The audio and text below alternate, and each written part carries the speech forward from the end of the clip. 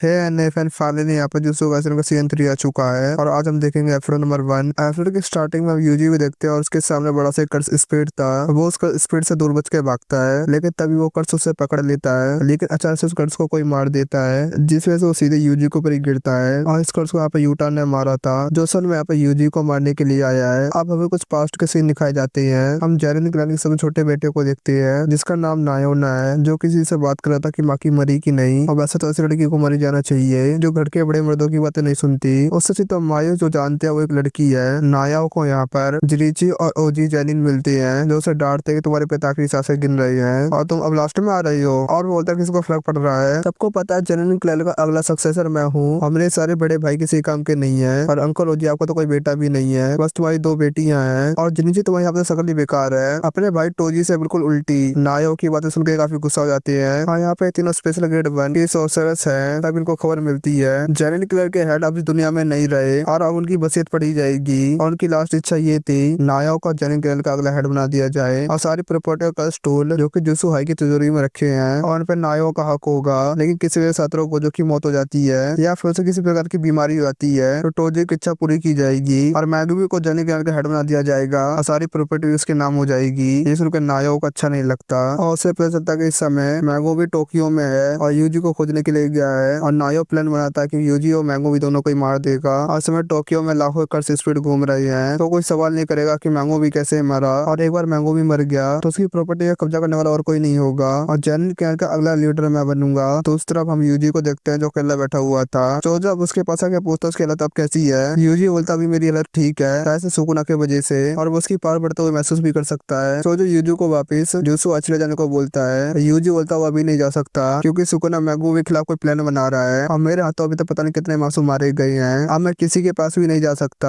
मैं तो तुम्हारे भाइयों को ही मारा था। चोजो पता हो तो एक गलतफहमी थी, और अगर उन्हें पता चलता तो वही तुम्हें माफ कर देते क्योंकि हम लोग भाई हैं और यही बात सबसे ज्यादा मायने रखती है। यूजी बोलता अब चलो, अब यहाँ पे हमें और भी कर्स स्पीड को खत्म करना है। इसके बाद यूजी शहर में भागता रहता है, जिसकी वजह से काफी कर्स स्पीड्स के पीछे पड़ जाती है। कुछ कर्स स्पीड्स को तो वो सब गुस्से से मार देता है। वो कई स्पीड्स को भगाते हुए अंडरग्राउंड में ले आता है। इसके दूसरे साइड चोजो खड़ा था, वो अपनी ब्लड टेक्निक की वजह से सभी स्पीड्स को मार देता है और एक कर्स चोजो के पीछे आता है तो यूजी पंच मार के उसे खत्म कर देता है। चोजो मन में सोचता जब तुम उनसे लड़े थे तभी तुम बहुत ज्यादा पावरफुल थे, लेकिन अब तुमने अपनी कर्स एनर्जी को कंट्रोल करना सीख लिया है और अभी तुम पूरी तरीके से ठीक नहीं हुए, लेकिन फिर तुम अब एक डीमन गॉड हो। मैंने अपने छोटे भाई से यही उम्मीद की थी। वो यूजी को अपने फादर के बारे में कुछ बताने वाला था, लेकिन तब यहाँ पर नायो आ जाता है और वो पूछता है मैगोमी कहाँ पर है और वो अभी तक नहीं आया क्या, और तुम दोनों अभी तक ऐसा भागे नहीं। तो यूजी पूछता है ऐसा भागे क्यों, तो नाया बोलता तुम्हें मौत की सजा सुनाई गई है क्योंकि अब गोजो यहाँ पर नहीं है, तो तुम यहाँ पर कोई प्रोटेक्ट नहीं कर सकता और गोजो के डर की वजह से हायर अप्स तुम्हें छेड़ते नहीं थे। नाया बोलता वैसे तो आपने मैगोमी को मारने आया था, लेकिन अब तुम्हें भी ठिकाने लगा ही देता हूँ। और तब यूजी के पीछे उसको मुक्का मार देता है और चोजो उस पर अटैक करने के लिए जाता है, तो वो उसके पीछे पहुंच जाता है और उसको और पंचों की बारिश कर देता है। नाया यहाँ पर दोनों से तेज था, चोजो बोलता था इसके उसको टेक्निक होगी। नाया सोचता यूजी तो यहाँ पे सुकुना का वैसल है, लेकिन पर यहाँ पे दूसरा बंदा कौन है, और तब यहाँ पे लोगों को हाई कर्स एनर्जी महसूस होती है। यूजी सोचता है कहीं गोजो तो नहीं, और जब यहाँ पे मुड़कर देखते तो यहाँ पे वो यूटा था। नाया बोलता तुम यूटा हो ना, जिसे यूजी को मारने का काम मिला है। नाम सुनकर यूजी को याद आता है कि सेकंड ईयर का स्टूडेंट है और स्पेशल ग्रेड सॉर्सरर है, बिल्कुल यहाँ पर गोजो की तरह है। नाया बोलता मैं यहाँ पर यूजी को मारने के लिए आया था, लेकिन तुम्हारे काम के बीच में नहीं आऊंगा। तो जो यूजी से होता तुम यहाँ से भाग जाओ और मैं यहाँ पर नाया को संभालता हूँ। और यूटा बिल्कुल गोजो की तरह है और अगर तुमसे लड़ोगे तो तुम यहाँ पर जरूर मारे जाओगे। यूजी वहाँ से भागने लग जाता है, लेकिन यूटा उसके पीछे ही था और जो यहाँ पर नायो को अपने ब्लड टेक्निक से अटैक करता है और वो बजाता और बोलता है और तुम्हारी टेक्निक तो ब्लड मैनेजमेंट करना है और पैसिव ब्लड के अलावा यहाँ पर डरने वाली कोई बात नहीं है, और पैसिव ब्लड को एक्टिवेट करने में काफी टाइम भी लगता है, यानी कि यहाँ पर मैं तुम्हारा आराम से मार दूंगा। तो जो बोलता है तो अपनी चिंता करो और तुम मेरे भाई पर अटैक करके यहाँ से जिंदा चले जाओगे। इधर यूटा ने यूजी को पकड़ लिया था। अब यूजी और यूटा में फाइट होने लगती है और यूजी उसके सामने कमजोर पड़ रहा था। यूटा वैसे दिखने में कमजोर है, लेकिन उसकी कर्स एनर्जी काफी ज्यादा है। ये यूजी का बिल्कुल अपोजिट है, जो यहाँ वैसे फिजिकल तौर पर काफी ताकतवर है, लेकिन कर्स एनर्जी के मुकाबले कमजोर है। यूटा बोलता है मेरे पास गोजो से ज्यादा कर्स एनर्जी है, लेकिन उनके पास सिक्स आइज है और जब भी वो कोई कर्स एनर्जी टेक्निक इस्तेमाल करते हैं उनकी एनर्जी खत्म नहीं होती, इसलिए यहाँ पर वो नंबर 1 है और यहाँ पर मेरी कर्स एनर्जी खत्म हो सकती है लेकिन उनकी कभी नहीं। अब यूटा यूजी पे अटैक कर देता है और यूटा पे कर्स एनर्जी इतनी ज्यादा थी कि यूजी समझ ही नहीं पा रहा था यूटा उस पर कौन सा अटैक करेगा, और उसका हार्ट अटैक डेंजरस हो सकता है और यूटा पे किसी भी अटैक का असर नहीं होगा, लेकिन यूजी भी इतनी आसानी से हार मानने को तैयार नहीं था।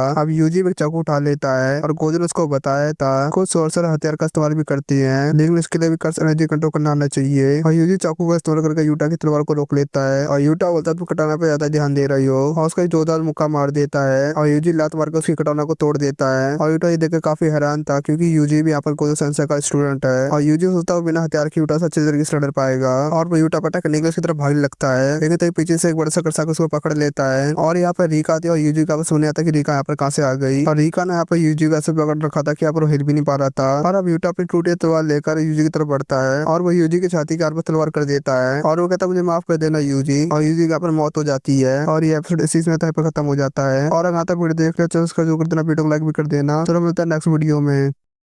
हे फैन आज हम देखने वाले जुत्सु का सीन थी एपिसोड नंबर 2। अब तक यहाँ पे हमने ये देखा यूटा ने यूजी को अपनी तलवार से यहाँ पर मार दिया है। यहाँ पर सुकुना को भी दिखाया जाता है यूजी के अंदर और दूसरी तरफ नायो चोजो की धुलाई कर रहा था। चोजो को उसकी टेक्निक की समझ नहीं आ रही थी लेकिन इतना पिटने के बाद ही दोबारा से वो खड़ा हो जाता है। नाओ बोलता आखिरकार तुम कितने ढीठ हो और आखिरकार हो क्या तुम। तो चोजो बोलता है मैं 10 लोगों का बड़ा भाई हूँ। अब चोजो यहाँ पर भी टेक्निक का इस्तेमाल करता है और यहाँ पर अपनी आंखों को स्ट्रॉन्ग कर लेता है जिससे आप नाओ की सुपर स्पीड को देख सकता है। नाओ दोबारा से उस पर अटैक करने के लिए जाता है लेकिन इस बार चोजो उससे पकड़ ही लिया था लेकिन यहाँ पे नाओ उसके पेट में चाकू मार देता है जिस वजह से यहाँ पर चोजो को खून निकलने लगता है। नाओ बोलता तुम काफी ढीठ हो इसलिए आपको मुझे अपना वेपन का इस्तेमाल करना पड़ा और तुम यहाँ पे ब्लड को कंट्रोल भी कर सकते हो ना तो बोले बेहतर खून को आराम से रोक ही लोगे लेकिन आप ये देखते हैं इस साल तक तुम कितनी देर तक फाइट कर पाओगे। और वैसे आप अपना चाकू इस्तेमाल करके किसी को बताना मत और जो सोर्सा चाकू लेके घूमता है वो मुझे ही पसंद नहीं है और मेरे बड़े भाई भी ऐसे घूमते रहते हैं और इनकी यहाँ पे हिम्मत देखो टोजी को गाली देते थे। जो पूछता क्या तुम अपने भाई से नफरत करते हो क्या। नावा बोलता हाँ बिल्कुल और बड़ा भाई जो छोटे भाई से कमजोर हो उसे तो खुदकुशी कर लेनी चाहिए। चोजो बोलता हो सकता तो मुझे बड़े भाई को जैसे ताकतवर हो और एक बड़ा भाई छोटे भाइयों के रोल मॉडल जैसा होता है और अगर वो किसी गलत रास्ते पे आता है वो छोटे भाई को उस रास्ते पे जाने से मना करता है और जब बड़ा भाई सही रास्ते पे जाता है तो उसके पीछे उसके छोटे भाई भी आते हैं और हो सकता तुम इतने पावरफुल इसलिए हो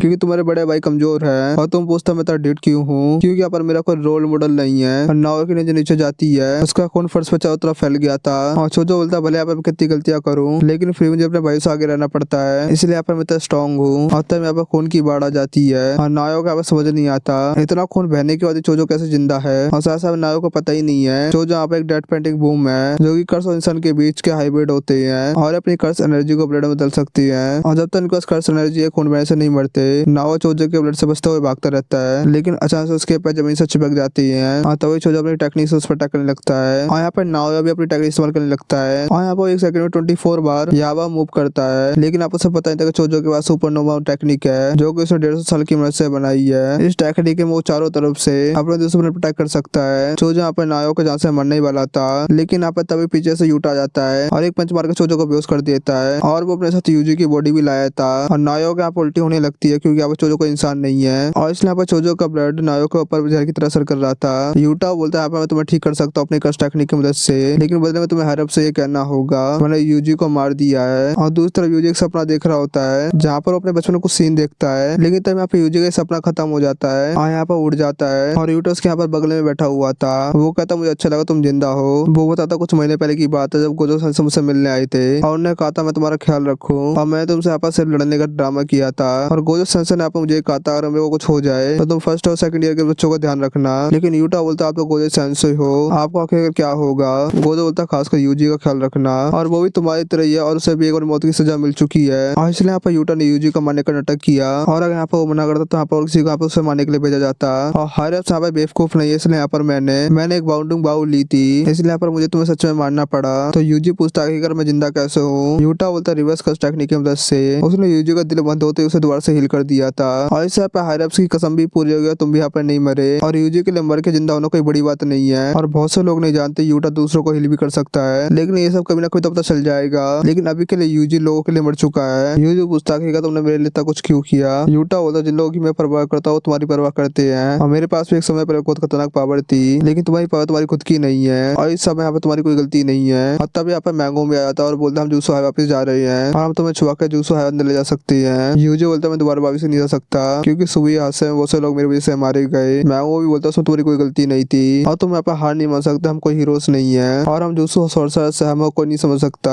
और हमें लोगों की मदद करता रहना होगा। ये साबित करने के लिए कि हमारा भी वजूद है। यूजी मनो सोचता है मैं तो ऐसा तो नहीं रह सकता क्योंकि यहाँ पर तुम पे भी खतरा आ जाएगा। मैगो भी बोलता है यहाँ पे मुझे तुम्हारी मदद चाहिए क्योंकि यहाँ पर केंजाकू ने कलिंग गेम चालू कर दिया है जिसमें जुजू सोर्सेस एक दूसरे को मार सकती है और इसका नाम है कलिंग गेम और मैंगोमी की सुमिको को भी इसका हिस्सा बना दिया गया है। इसलिए यहाँ पर मुझे तुम्हारी मदद चाहिए। इसके बाद हमें कलिंग गेम के कुछ रूल बता जाती है और सभी खिलाड़ियों को 19 दिन के अंदर इस गेम के अंदर एंटर करना है और अगर कोई रूल तोड़ता है उसकी टेक्निक को खत्म कर दिया जाएगा जिससे यहाँ पर खिलाड़ी की मौत हो जाएगी। और शामिल होने के लिए यहाँ पर इनको कॉलोनी में आना है और कोई दूसरे को मारेगा तो उससे पॉइंट मिलेंगे। और यहाँ पर और भी काफी रूल है। यूजी उटासा बोलता है सुकुना मैंगोमी के लिए कुछ ना कुछ प्लान कर रहा है और सुबह मुझे सुकुना की काफी सारी फिंगर खिला दी गई थी जिस वजह से सुकुना ने मेरी बॉडी पे कंट्रोल ले लिया था और अब मेरे अंदर सुकुना की 15 फिंगर्स हैं। लेकिन अब यहाँ पर मुझे पता सुकुना मेरे पे कंट्रोल नहीं ले पाएगा। लेकिन यहाँ पर मैं कभी सुकुना बन जाऊँ तो मुझे तुरंत ही मार देना। यूटा बोलता है ठीक है। यूजी मैंगोमी से पूछता है उन्हें क्या करना है। मैंगोमी बोलता है पहले मुझे सुहाई जाना होगा और मास्टर टेंगन से मिलना होगा और उनसे पूछना गोजो को दोबारा से आदत कैसे कर सकती है और केंजाकू आखिरकार क्या प्लान कर रहा है और आखिरकार वो कलिंग गेम में क्या करने वाला है और इन सब के आंसर मास्टर टेंगन ही दे सकती है। यूजी पूछता क्या मिस यूकी को ये बात पता है क्या। तो मैगो बोलता है ये प्लान मिस यूकी का ही है और वो पहले से जुसु हाई में छुपी हुई है। यूजी बोलता है मास्टर टेंगन के बैरियर को कैसे पार करेंगे और उसमें तो दरवाजे होते जो घूमते रहती है और उनमें से सिर्फ एक ही गेट है जो टॉम ऑफ स्टार कॉरिडोर तो लेके जाता है जहाँ पर मास्टर टेंगन रहती है और अगर हमें सही दरवाजा नहीं मिलेगा तो मास्टर टेंगन को भी नहीं ढूंढ पाएंगे। अब यूजी मैंगोमी से पूछता है नोबारा का क्या हुआ, क्या वो ठीक है कि नहीं। मैंगोमी यहाँ पर कुछ नहीं बोलता है, यहाँ पर अपना सर नीचे कर लेता है यानी कि अब यहाँ पर नोबारा इस दुनिया में नहीं है जो सुन के यहाँ पर यूजी को काफी बुरा लगता है। तब यहाँ पर चोजा के बोलता है उस बेरे में घुसने का रास्ता यहाँ पर मैं बता सकता हूँ क्योंकि यहाँ पर एक बार माहितो ने सुगना की फिंगर और दैट पेंटिंग चुराई थी और हम सभी यही करेंगे। और अब ये लोग जुसो है जाते हैं। अब इन्हें यहाँ पर माँ की मिलती है जो यहाँ पर बिल्कुल अलग ही दिख रही थी क्योंकि सुबह के कारण जोग ने यहाँ पर उसे जला दिया था और हैविली रेजिस्टेंस की वजह से उसकी बॉडी यहाँ पर ठीक हो गई लेकिन सबके यहाँ पर निशान रह गए हैं और यूकी भी यहीं पर थी। चोजा इनको होता था स्टार कॉरिडोर में एक तिजोरी है जिसमें जुसो है अपने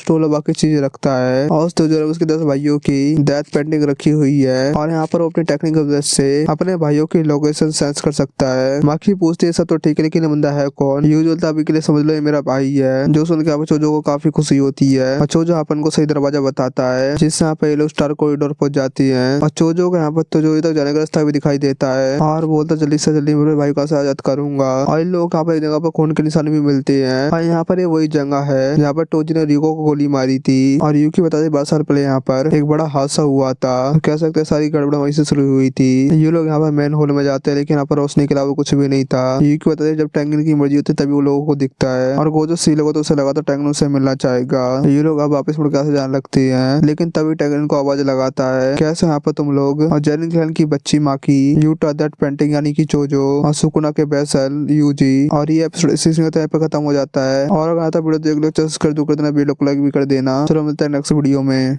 हे एनएफएन आज हम देखने वाले जीजे का सीजन 3 एपिसोड नंबर 3। अब तक हम लोगों ने देखा यूजी यूटा यूकी चोजो बाकी सभी लोग टेंगन से मिलने के लिए स्टार कॉरिडोर चले जाती है जहाँ पर उनके सामने अपना को रिवील करता है और यहाँ पर वो यूजी और बाकी सबका स्वागत करता है। यूकी बोलते मेरे लिए कुछ नहीं तो टेंगन बोलता पहली बार तो नहीं मिल रही है। यूकी उससे पूछते तुमने स्टार कॉरिडोर को सील क्यों कर दिया था। टेंगन बोलता मुझे डर था कि तुम भी केंजाकू के साथ मिली हुई हो और मैं किसी इंसान को देख के पता तो नहीं कर सकता ना कौन मेरे साथ और कौन मेरा दुश्मन है। यूकी पूछते केंजाकू कौन है। टेंगन बताता जो गैटो की बॉडी में है उसका नाम केंजाकू है। यूजी टेंगन से पूछता आप अजीब क्यों दिख रही हो। टेंगन बोलता मैं इमोर्टल हूँ लेकिन उम्र मेरी भी बढ़ती है और 500 साल जी का देखो तुम भी मेरे जैसे हो जाओगे। और 12 साल पहले मेरा मर्ज स्टार प्लाज्मा वेसल से होने वाला था लेकिन वो काम नहीं हो पाया तो इसलिए मेरी उम्र तेजी से बढ़ने लगी और वो खुद की पसंद खोकर कुछ और बन गया। अब मैंगो भी यूटा पूछते केंजाकू का प्लान क्या है और हम गोजो को प्रिज्म रैल्म से बाहर कैसे निकाले। टेंगन होता मैं तुम्हारे सवालों को जवाब दूंगा लेकिन बदले मेरे को कुछ चाहिए। यहाँ पे 3 स्पेशल गेट के सोर्सर्स हैं यूटा यूकी और चोजो और टेंगन चाहता था इनमें से 2 यहीं पर उसकी रखवाली करे उसके गार्ड बनकर। यूटा बोलते तुम्हें किसी सुरक्षा चाहिए। यूटा बोलते तुम तो अमर हो ना। माकी बोलते क्या तुम्हें भी प्रिजन रैल्म से होने का डर है क्या। यूकी बोलते तुम बताओगे तुम्हें गार्ड्स क्यों चाहिए और कितने टाइम के लिए। अब टेंगन बताने लगता है कि केंजाकू का प्लान क्या है। केंजाकू पूरे जापान का फोर्स एवोल्यूशन कराना चाहता है। मैंगो भी बोलता है ये काम तो वो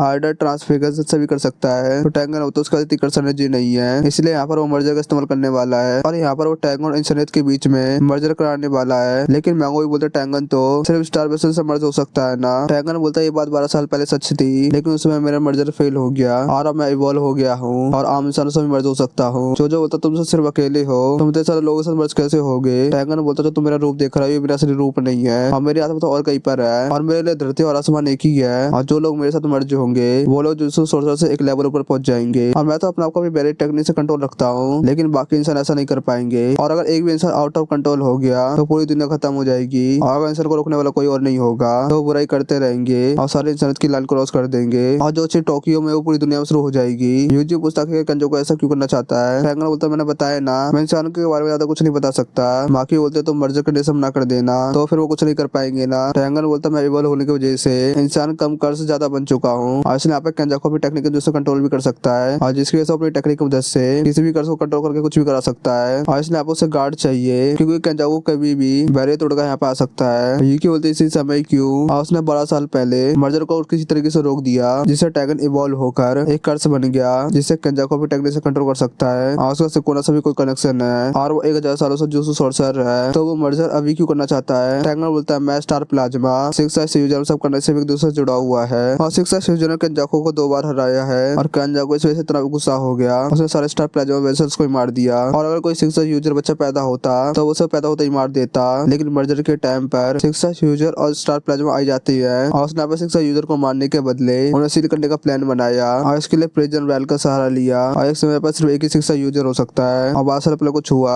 उस टाइम एक टोजी नाम का बंदा आया जिसे स्टार प्लाज्मा को मार दिया क्योंकि उसका फैमिली रिस्ट्रिक्शन लगी हुई थी और वैसे ही सब शुरू हुआ और 6 साल पहले कंजाको के हाथ में रेजर एम्ब्लेम किसी तरीके से मिल गया जिसकी वजह से उसने गोजो को सील कर दिया। तो मैंगो भी पूछता है कलिंग गेम क्या है तो टैंगन ने बताता है कलिंग गेम ये मर्जर से पहले का रिचुअल है और यहाँ पे तेरे रिचुअल करने के लिए कंजाको ने अपने आप को बांडे से बांध रखा होगा और इसलिए यहाँ पर वो कलिंग गेम का मास्टर नहीं है और इसलिए यहाँ पे हमारे लिए बुरी बात है क्योंकि कंजाको को मारने के बाद भी एक कलिंग गेम नहीं रुकेगी और ये गेम तभी खत्म होगा जब सभी खिलाड़ी मारे जाए या तो फिर वो पार्टिसिपेट ना करे या फिर भी किसी तरीके से मारे जाए और ये गेम का बैंड होगा ये लिखा ही नहीं है, लेकिन अगर कोई 100 पॉइंट इकट्ठा कर लेता है तो आप एक नया रूल ला सकता है। तो यूटा बोलता हम लोगों को गेम में हिस्सा लेना ही होगा और किसी तरीके से 100 पॉइंट इकट्ठा कर गेम में एक नया रूल लाना होगा जिससे सुमिकी और बाकी सब लोग अपनी मर्जी से गेम छोड़ के जा सकते हैं। मैंगो बोलता हमें किसी तरीके से गोजो सेंसो को भी आजाद करना होगा और अगर गोजो आजाद हो गए तो कोई टेंशन की बात ही नहीं है। वो टैंगन से पूछते हम गोजो को आज कैसे करे तो टैंगन बोलता तुम पहले ये डिसाइड कर लो मेरा गार्ड बनकर यहाँ पर कौन रुकेगा और चोजो और यूकी यहाँ पर रुकने के लिए मान जाती है। चोजो बोलता है यूटा का यूजी का रहना जरूरी है और कंजाको से तो चोजो को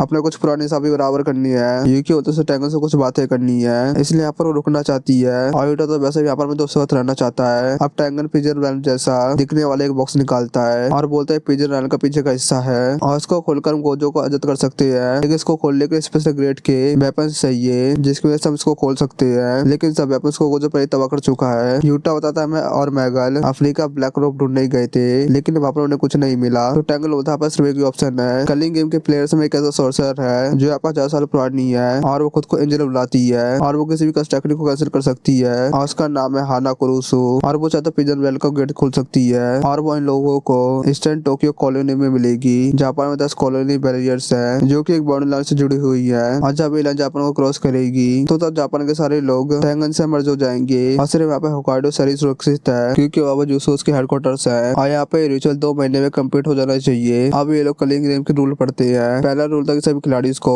19 दिन का 10 गेम में ज्वाइन होना ही होगा और 1 नवंबर को कंजाको ने बहुत सारे लोगों का अवेकन किया था जिनमें यहाँ पे मैंगोमी की बहन भी थी और आज 9 नवंबर है यानी कि 10 दिन के बाद मैंगोमी की बहन सुमिको को हिस्सा लेना ही होगा। दूसरा रूल था जो हिस्सा नहीं लेंगे उनकी कस्ट टेक्निक रिमूव कर दी जाएगी जिससे आप वो मर जाएंगे। तो माकी बोलते जो मेरे जैसे लोग हैं और जिनके पास कस्ट टेक्निक नहीं है तो उनके साथ कुछ भी नहीं होगा। और तीसरा रूल था जो भी कॉलोनी वेंटर होगा वो गेम का हिस्सा बन जाएगा और चाहे वो सोर्सर हो या आम इंसान और जो लोग को पहले से कॉलोनी में रह रहे हैं उन्हें एक मौका दिया जाएगा उन्हें यहाँ से बाहर जाने का। और फोर्थ रूल है एक दूसरे को मारने से उन्हें पॉइंट मिलेंगे। अब मैंगो ये पूछता कि अगर गेम मास्टर है कौन तो टैंगन बताता है खिलाड़ी को एक सिक्के का भी दिया जाएगा जिसका नाम यहाँ पे कोगानी है और कोगानी से यहाँ पे गेम का इंटरफेयर है जो यहाँ गेम के बारे में बताएगा। और छठा रूल है जो भी खिलाड़ी गेम में 100 पॉइंट इकट्ठा कर लेगा वो गेम में एक नया रूल जोड़ सकता है लेकिन पुराने किसी रूल को नहीं हटा सकता। और 8वां और आखिरी रूल है 19 दिन तक किसी खिलाड़ी के रूल नहीं बदलते हैं तो उसे यहाँ पे खत्म कर दिया जाएगा। तो यूजी बोलता है तो हमें किसी न किसी को तो मारना ही होगा। तो मैंगो भी बोलता है उसके पास कुछ आइडिया है। अब यहाँ पे इन लोगों से गेम के सभी रूल पता चल चुके थे और चोजो और यूकी यहाँ पे रहेंगे ताकि वो टैंगन की सुरक्षा कर सके और बाकी अपने क्लैन वापस जाएगी कुछ कस्ट टूल के लिए। और गोजो के सीन होने की वजह से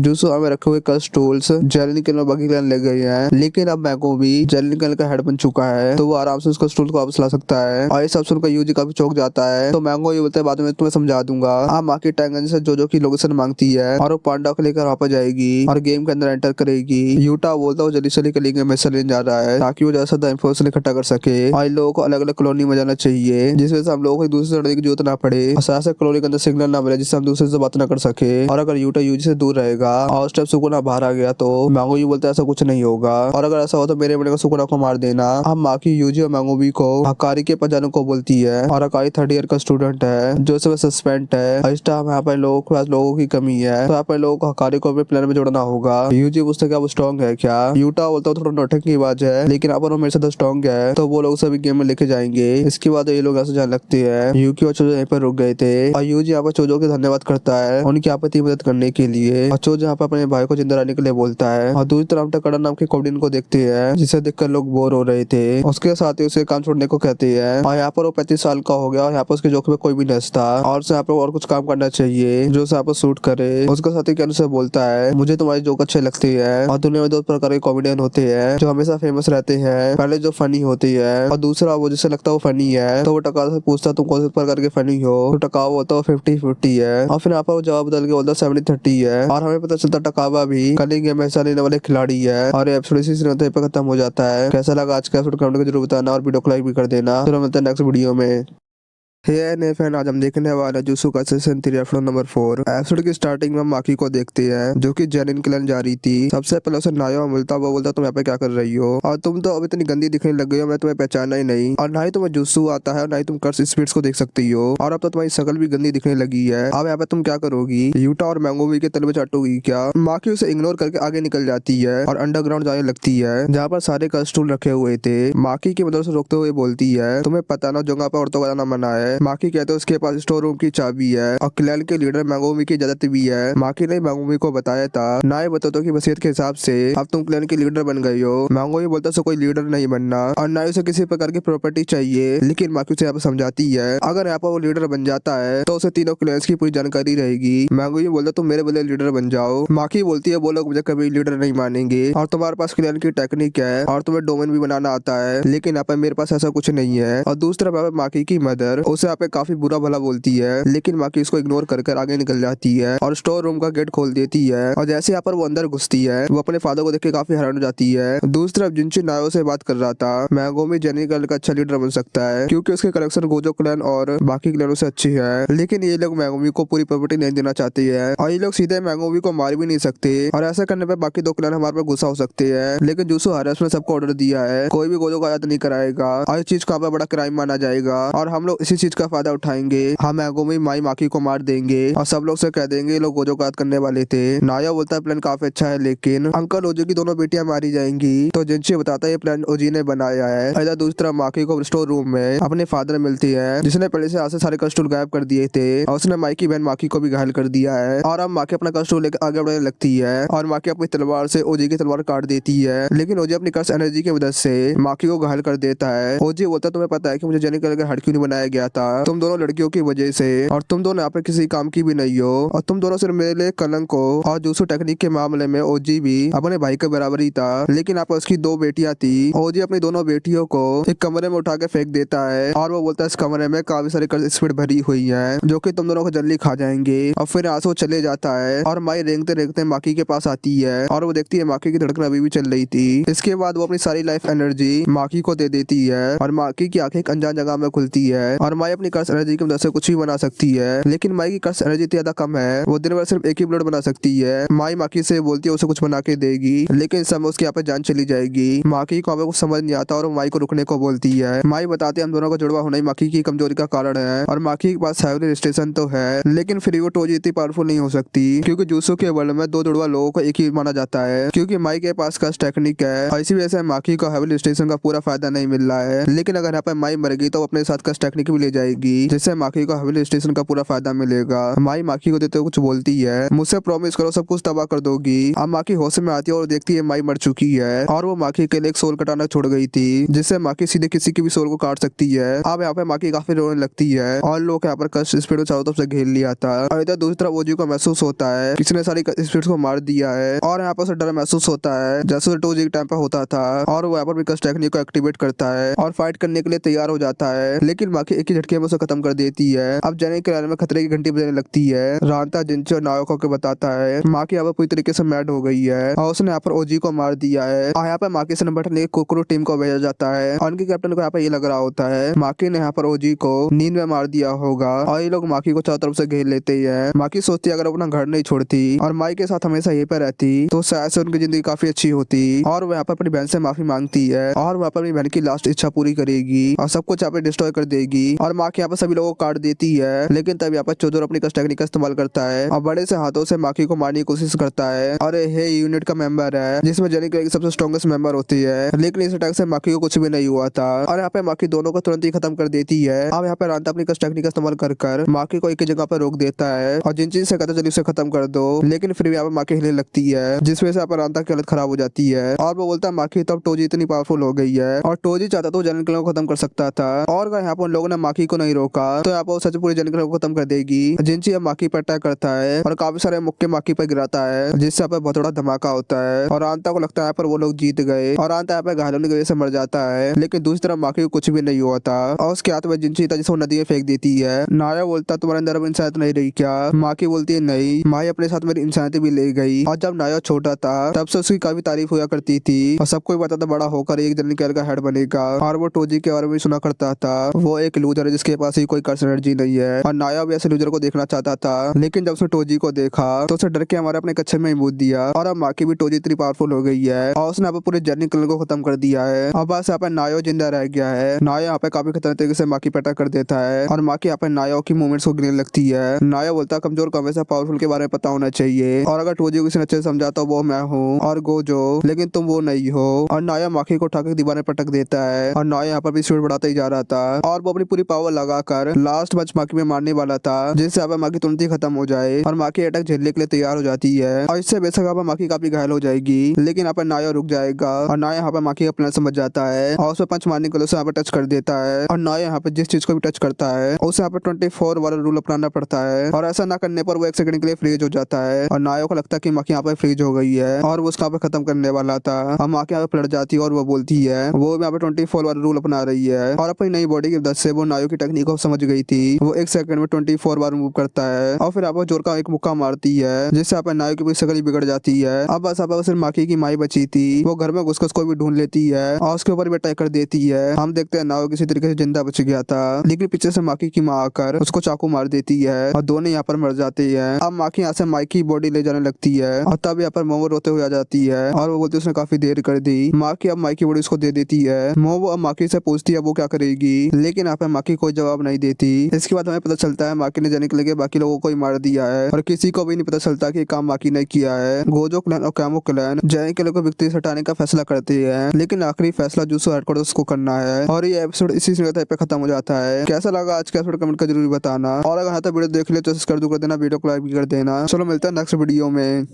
फैन आज हम देखने वाले jutsu Kaisen season 3 episode number 5। Episode की स्टार्टिंग में हमें मासामिची यागा दिखाया जाता है और जब यागा ने पांडा को बनाया था तो हायर अप्स ने उसे पकड़ लिया था ताकि वो उसे सजा दे सके, क्योंकि यागा ने एक ऐसा पपेट बना दिया था जो खुद से अपनी कर्स एनर्जी बना सकता है। और यहाँ पे पांडा बाकी इंसानों की तरह जिंदा था जो यहाँ पे सोच सकता है और समझ भी सकता है और एक आम इंसान की तरह सब कुछ कर सकता है और ये चीज यहाँ पे करना बिल्कुल नामुमकिन है। और यहाँ पे यागा ने और भी ऐसे पपेट बना रखे थे और हायर अप चाहते थे कि यागा अपनी टेक्निक उन्हें भी बता दे, लेकिन यहाँ पे यागा मना कर देता क्योंकि वो भी जानता है हायर इसका गलत इस्तेमाल करेंगे, तो इसलिए यहाँ पे हायर से क्या था उसने गलती से पांडा को बना दिया था और अब ऐसा कोई पपेट बनाना नामुमकिन है। अब हमें प्रेजेंट का सीन दिखाया जाता है और हम देखते हैं यागा ने और भी पपेट बना रखे थे, लेकिन यागा ने उनको जंगल में छुपा रखा था। एक पपेट आकर यागा का हालचाल पूछता है। यागा उन लोगों से बोलता है मैं तुम लोगों से काफी समय तक मिलने नहीं आ पाऊंगा, लेकिन मेरे बगैर भी तुम लोग यहाँ पे ठीक रहना क्योंकि जंगल की सुरक्षा मास्टर टंगन करते हैं और तुम्हारी मदर भी तुमसे मिलने आती रहेगी। अब यहाँ पर सारे पपेट यागा को बाय बाय बोलते हैं। दूसरी तरफ हम पांडव को देखते हैं जिसे हायर ने पकड़ लिया लिया था, क्योंकि वो जानता है पांडा के लिए यागा उनके पास जरूर आएगा। लेकिन कासुका आगे पांडा को आजाद कर देता है और वो बोलता है यागा के मेरे पे काफी एहसान है, इसलिए यहाँ पर मैं तुम्हारी मदद कर रहा हूँ। असल में यहाँ पर कासुका की एक बहन है जिसका यहाँ पे एक बेटा था जो मर चुका है, और इस वजह से उसकी बहनों को काफी बड़ा सदमा लगता है और उसकी यहाँ पे काफी हालत खराब हो गई थी। इसलिए यहाँ पे यागा ने एक पपेट बनाया था जिसके अंदर उसने टाकोरो की मेमोरी डाली थी, जिसमें से पपेट बिल्कुल ताकेरू की तरह बात कर रहा था। उसको देखकर कासुका की बहन सदमे से बाहर आ गई थी और वो उस पपेट को देखकर काफी खुश हो गई थी। यागा बोलता वो लोग इस पपेट को अपने साथ नहीं ले जा सकते, वरना यहाँ पर हायर अप्स को पता चल जाएगा और उसकी बहन इस पपेट से मिलने के लिए जा पा सकती है। कासुका सबके लिए यागा को थैंक यू बोलता है। अब हमें परजर्न का सीन दिखाया जाता है। यागा के सामने एक मास्क पहना बंदा आता है और उससे यहाँ पे वो पूछता वो कहाँ पे जा रहा है, तो यागा बोलता है पार्टनर से मिलने। वो सोर्सर कहता है हैरप्स ने तुम्हें मौत की सजा सुनाई है और अगर यहाँ पे तुम बचना चाहते हो तो बता दो पांडा जैसे पपेट कैसे बनाई जाती है। यागा बोलता है यहाँ पर गोजो है इसलिए तुम्हारी हिम्मत यहाँ पे काफी बढ़ गई है और वो यहाँ पे फाइट करने के लिए तैयार हो जाता है और तब यहाँ पर उसको गिटार की आवाज सुनाई देती है और वो देता है गाकू कांजी भी उसे मारने के लिए यहाँ पर आया था। अब इन लोगों के बीच फाइट होती है और यागा को यहाँ पे लोग काफी घायल कर देते हैं। अब गाकू कांजी दूसरे सोर्सर को जाने को बोलता है। इसके बाद यागा अपने आप ही पपेट बनाने की टेक्निक बताने लगता है। उन्हें सोल इन्फॉर्मेशन की कॉपी करके कर्स पपेट के कोर में डालना होगा और 3 सोल को एक कोर में डालना होगा जो यहाँ पे एक दूसरे को ऑब्जर्व करती रहेगी और 3 महीने बाद ऑटोमेटिक पपेट बन जाएगा। गाकू कांजे बोलता तुम अभी क्यों बता रही हो और अगर यहाँ पे तुम पहले बता दो तुम बच सकते थे। यागा बोलता है यहाँ पे एक कर्स है जो यहाँ पे मैं तुम्हें दे रहा हूँ और तब यहाँ पे पांडा भागते हुए आता है और वो देखता है उसने यहाँ पे आने में देर कर दी क्योंकि यहाँ पे यागा मारा गया है। वो भागकर यागा के पास जाता है। गाकू कांजे बोलते तुम मुझसे लड़ोगे नहीं, तुम्हें यहाँ पे गुस्सा नहीं आ रहा। पांडा कहता है बाकी इंसानों जैसा नहीं हो और तुम्हारे यहाँ पे कोई दुश्मनी नहीं थी और तुम तो बस ऊपर के ऑर्डर पूरे कर रहे थे, लेकिन ये जरूर याद रखना एक पांडा भी रो सकता है। और पांडा यहाँ पे काफी इमोशनल हो जाता है। दूसरी तरफ यहाँ पर हम मैंगोमी और यूजी को देखते हैं और टेंगन ने उनको बताया है अकारी ने एक बिल्डिंग के अंदर अपना फाइटिंग क्लब खोल रखा है जहाँ पर नॉर्मल लोग सट्टा लगाने के लिए आते हैं और सोर्सर्स आपस में फाइट करते हैं। और बिल्डिंग में घुसने से पहले मैंगोमी और यूजी अपने कपड़े बदल लेते हैं क्योंकि यहाँ पर अगर हकारी को पता चला वो जूसु हाई के सोर्सर है तो यहाँ पर वो भाग जाएगा क्योंकि हकारी हायरप से लड़ाई कर ली थी और उसके यहाँ पर स्कूल से सस्पेंड कर दिया गया था। यूजी बोलता है कि हमारी मदद करेगा। मैंगोमी बोलता है वैसे तो यहाँ पर बहुत हरामी है लेकिन यहाँ पर यूता ना बोला उससे ज्यादा स्ट्रॉन्ग है तो हमें किसी तरीके से तो उसको कलिंग गेम में लेके चलना है। एंट्रेंस गेट पर हम लोगों को बॉडी गार्ड मिलती है जो जैसे बोलते हैं बच्चे की घूमने की जगह नहीं है और यहाँ से चले जाओ। मैंगो भी बोलता है वो फाइट क्लब के लिए आई है तो यहाँ पर गार्ड उसको मुक्का मार कर डराने की कोशिश करता है लेकिन यहाँ पे मैंगो भी हिलता भी नहीं है। गार्ड बोलता है फाइट क्लब का पहला रूल है पार्टी क्लब का किसी को बताते नहीं। मैंगो भी बोलता है सर मुझे बताया था मैं उसको पहले ही मार चुका हूँ और अब मैं उसके बदले खुद लड़ने आया हूँ। तभी उस गार्ड को अपने बॉस का कॉल आता है और वो बोलता है बॉस मान गई है लेकिन फाइट में उससे मैंगो में नहीं यूजी लेगा। और यहाँ पे मैंगो भी समझ आता है इनका बॉस हकारी है और उसने यहाँ पर उन लोगों को सीसीटीवी में देख लिया होगा और अब यहाँ पे यूजी का काम है अंदर जाके फाइट करना और हकार से मिलना। और यहाँ पर दूसरी तरफ मैंगो भी किसी तरीके से अंदर घुसने का तरीका ढूंढेगा और अगर यहाँ पे वो पकड़े गए तो उन्हें सारे गार्ड को पीट का अंदर जाना होगा और यहाँ पे उन्हें किसी न किसी तरीके से हकारी की मदद तो चाहिए तो यहाँ पर उन लोगों को किसी तरीके से हकारी को गुस्सा नहीं दिलाना है। अब यहाँ पे यूजी अंदर जाता है। अब यहाँ पे गार्ड यूजी को रूल बताता है। पहला रूल है कि फाइट करने वाला फाइट छोड़कर नहीं भाग सकता और दूसरा उन्हें कस्ट टेक्निक का इस्तेमाल नहीं करना है क्योंकि यहाँ पर आम लोग कस्ट टेक्निक को नहीं देख सकते हैं तो यहाँ पर उन लोगों के लिए मैच बोरिंग हो जाता है। तो यहाँ पर यूजी से पूछता है उनका बॉस यहाँ पर कैसा है तो गार्ड कहता तुम मुझसे खुद मिल लेना। गार्ड बोलता है यहाँ पर 2 तरह के मैच होते हैं, पहला तो असली और दूसरा स्क्रिप्टेड जिनकी स्क्रिप्ट बॉस खुद बनाते हैं और अगर यहाँ पे यूजी ने आज अच्छा परफॉर्म करा तो यहाँ पर बॉस उसे खुद मिलने के लिए बुलाएंगे। यूजी अब फाइटिंग एरिया में जाता है जहाँ पर बहुत सारे लोग थे जो देख के यूजी काफी खुश हो जाता है। उसका अपोनेंट और कोई नहीं पांडा है। हकारी को हम एक रूम में देखते हैं जो यहाँ पर किरारा के साथ था और किरारा भी जूसु की 3rd ईयर की स्टूडेंट रह चुकी है। हकारी बोलता है आजकल के मैच काफी बोरिंग हो गई है क्योंकि यहाँ पर ऐसे कम लोग हैं जो पांडा को हरा सकते हैं लेकिन यहाँ पे यूजी और पांडा काफी अच्छी तरीके से लड़ रहे थे और सबको यहाँ पे काफी अच्छी तरीके से इम्प्रेस कर रहे थे। तो यूजी और पांडा से पूछता है कि उसे हकारी मिला क्या। पांडा बोलता है नहीं और पांडा यहाँ पे यूजी काफी हल्के तरीके से मार रहा था और जब यहाँ पे यूजी टकरा था तो पांडा से एक्टिंग कर रहा था उसे यहाँ पे काफी चोट लग रही हो। यूजी और पांडा को मुक्का मारने का नाटक करता है और पांडा दूर जाकर गिरता है और पांडा यहाँ पे नाटक करता है जैसे उसे यहाँ पे काफी चोट लग गई हो और वो बोलता है यहाँ पर मैंने हार मान ली। और यूजी की फाइट देख के हकारी इम्प्रेस हो जाता है और उसको यहाँ पे मिलने के लिए बुलाता है और गार्ड के पास छुपा हुआ मैंगो भी ये बात सुन लेता है और अब पांडा और मैंगो भी जंगल में मिलते हैं। पांडा बताता है हकारी अपने ऑफिस में बैठा रहता है लेकिन पांडा कभी भी उसके ऑफिस तक नहीं पहुंच पाता और शायद से यहाँ पे ये सब किरारा की टेक्निक की वजह से हो रहा होगा। मैंगो भी पूछता किरारा तो यहाँ पे एक लड़का था ना। पांडा बोलता है हाँ स्कूल के अंदर तो लड़का ही था और पांडा बोलता है यूजी की पर्सनैलिटी हकारी को काफी पसंद आएगी लेकिन यूजी को ढंग से झूठ बोलना नहीं आता और इसलिए यहाँ पे लोग प्लान करते हैं जैसे यहाँ पे यूजी हकारी के रूम में जाएगा तो ये लोग तभी सारे गार्ड्स को बेहोश कर देंगे। बस यहाँ पे दिक्कत सिर्फ किरारा की टेक्निक है और यहाँ पे दूसरी तरफ यूजी अपने सारे मैच जीत जाता है और हकारी उसको अपने पास बुलाता है। हकारी यहाँ पे यूजी से पूछता है क्या दिन में तुम 1 घंटा काम करके 10,000 कमाना चाहते हो? यूजी पूछता आखिरकार कौन सा काम करना है? तो हकारी बोलता तुम्हें 20,000 येन देकर कोर्स खरीदना होगा। यूजी बोलता है तो स्कैम। तो हकारी बोलता तुमने बिल्कुल सही कहा। और हकारी बोलता है काफी पॉपुलर स्कैम है जिसके अंदर आदमी अपने आपको अमीर बताने का नाटक करता है। और अगर यहाँ पे तुम्हें भी अमीर हो तो तुम एक कोर्स खरीद लो। लेकिन यहाँ पे काफी मूर्ख लोग हैं लेकिन यहाँ पे काफी पागल लोग हैं जो उसमें फंस जाते हैं। और इसका कारण है पैसे की गर्मी और अपने आपको अमीर बनाने की चाहत। और हकारी को पैसों की गर्मी काफी पसंद है। और यहाँ पे गर्मी का मतलब है जुआ। और दुनिया के अधिकतर लोग यहाँ पे जुआ खेलते हैं और वो लोग यहाँ पे जुआ को गलत बताते हैं जिन्हें यहाँ पर हारने से डर लगता है। और हकारी के लिए जुआ ही एक जिंदगी है और वो अपने फाइट क्लब को पूरे देश में प्रमोट करना चाहता है ताकि वो सभी लोगों की गर्मी को कंट्रोल कर सके। और कर्स स्पिरिट्स के बारे में नॉर्मल इंसानों को पता चल चुका है और इसलिए यहाँ पे जो सोर्सेस की हालत यहाँ पे काफी खराब हो गई है। और यही यहाँ पे सबसे बड़ा मौका है अपने बिजनेस को बड़ा करने का। और यहाँ पे वो यूजी को इन सब में शामिल होने को कहता है। और तब यहाँ पे हकारी को किसी की कॉल आती है। हकारी यूजी से पूछता है कुछ ठंडा पियोगे? यूजी बोलता कुछ भी चलेगा लेकिन दारू छोड़कर। हकारी बोलता तुम्हें पता है सातोरू गोजो भी दारू नहीं पीता?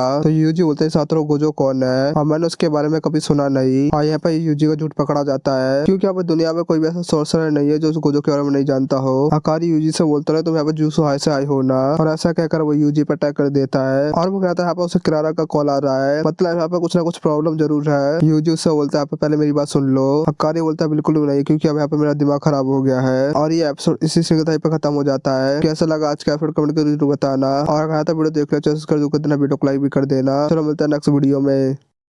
हे नए फैन, आज हम देखने वाले jutsu Kaisen season 3 episode number 6। Episode के स्टार्टिंग में मैंगोमी को देखते हैं जो चुप के अंदर घुस गया था और यहाँ पे एक गार्ड को बेहोश कर देता है। और तो दूसरा पांडा टायर से खेलना होता है दो गार्डों के सामने। दूसरा गार्ड पहचान जाता है कि हमारा फाइटर है ना कि कोई नॉर्मल पांडा। ये सुनने के बाद पांडा दोनों गार्ड को बेहोश कर देता है। फिर पांडा सीढ़ियों से ऊपर जाने लगता है जिन पे कोई भी सीसीटीवी कैमरा नहीं लगे थे। और फिर दोनों छत पर जाते हैं जहाँ पे हकारी का ऑफिस है। लेकिन तब इनके सामने किरारा आ जाती है जिसको देख के दोनों शॉक हो जाते हैं क्योंकि उनको लगा था किरारा हकारी के साथ ही होगी। मैंगोमी को देख किरारा बोलती है ये तो वही लड़का जो यूजी के साथ था। पांडा ने इसको अपने साथ अंदर घुसा लिया यानी कि दोनों जुत्सु हाई के सोर्सर्स है यानी कि आप हकारी पे खतरा है। ये बात बताने के लिए तुरंत कॉल करती है हकारी के पास। अब मैंगोमी अपने शैडो डॉग से उस पर अटैक करता है लेकिन किरारा उसके डॉग को उठाकर उसके पास ही फेंक देती है। इसके बाद वो ऑफिस रूम की तरफ भागने लगती है और पांडा उसका पीछा करते हुए समझाता है हम तुम्हारे दुश्मन नहीं, हम तो बस हकारी से कुछ पूछने आए हैं। लेकिन किरारा बोलते उसे पांडा पे भरोसा नहीं है क्योंकि उसने उनको धोखा दिया है और किरारा की कस टेक्निक की वजह से पांडा उसके पास जा नहीं पा रहा था। मैंगोमी का शैडो डॉग किरारा का रास्ता रोक लेता है लेकिन यहाँ पे मैंगोमी भी अपने डॉग की तरफ खींचा चला जाता है और मैंगोमी को समझ नहीं आता यहाँ पे किरारा की कस टेक्निक क्या है। और हम देखते हैं पांडा के पीछे एक स्टार बना हुआ था। मैंगोमी किरारा से बोलता है हम जुत्सु की तरफ से नहीं है और तुम्हें यहाँ पे पता है टोक्यो में क्या हो रहा है और जो वहाँ पर बैरियर बने हैं वो कल ही गेम का हिस्सा है और इसलिए हम लोगों को यहाँ पे हकारी की मदद चाहिए। लेकिन किरारा को इन पे विश्वास ही नहीं हो रहा था तो मैंगोमी पूछा तुम्हारे हायरअप के बीच में क्या हुआ था तो तुम दोनों को जुत्सु से निकाल दिया गया। पांडा बताता है कि जुत्सु हायरअप्स थोड़े से डरपोक है और उन्हें नई प्रकार की कस टेक्निक बिल्कुल पसंद नहीं है और टाइम के साथ साथ कस टेक्निक्स टेक्नोलॉजी के साथ मिक्स होती जा रही है और हायरअप्स को ये सब पसंद नहीं है। और जैसे कि आप हकारी की टेक्निक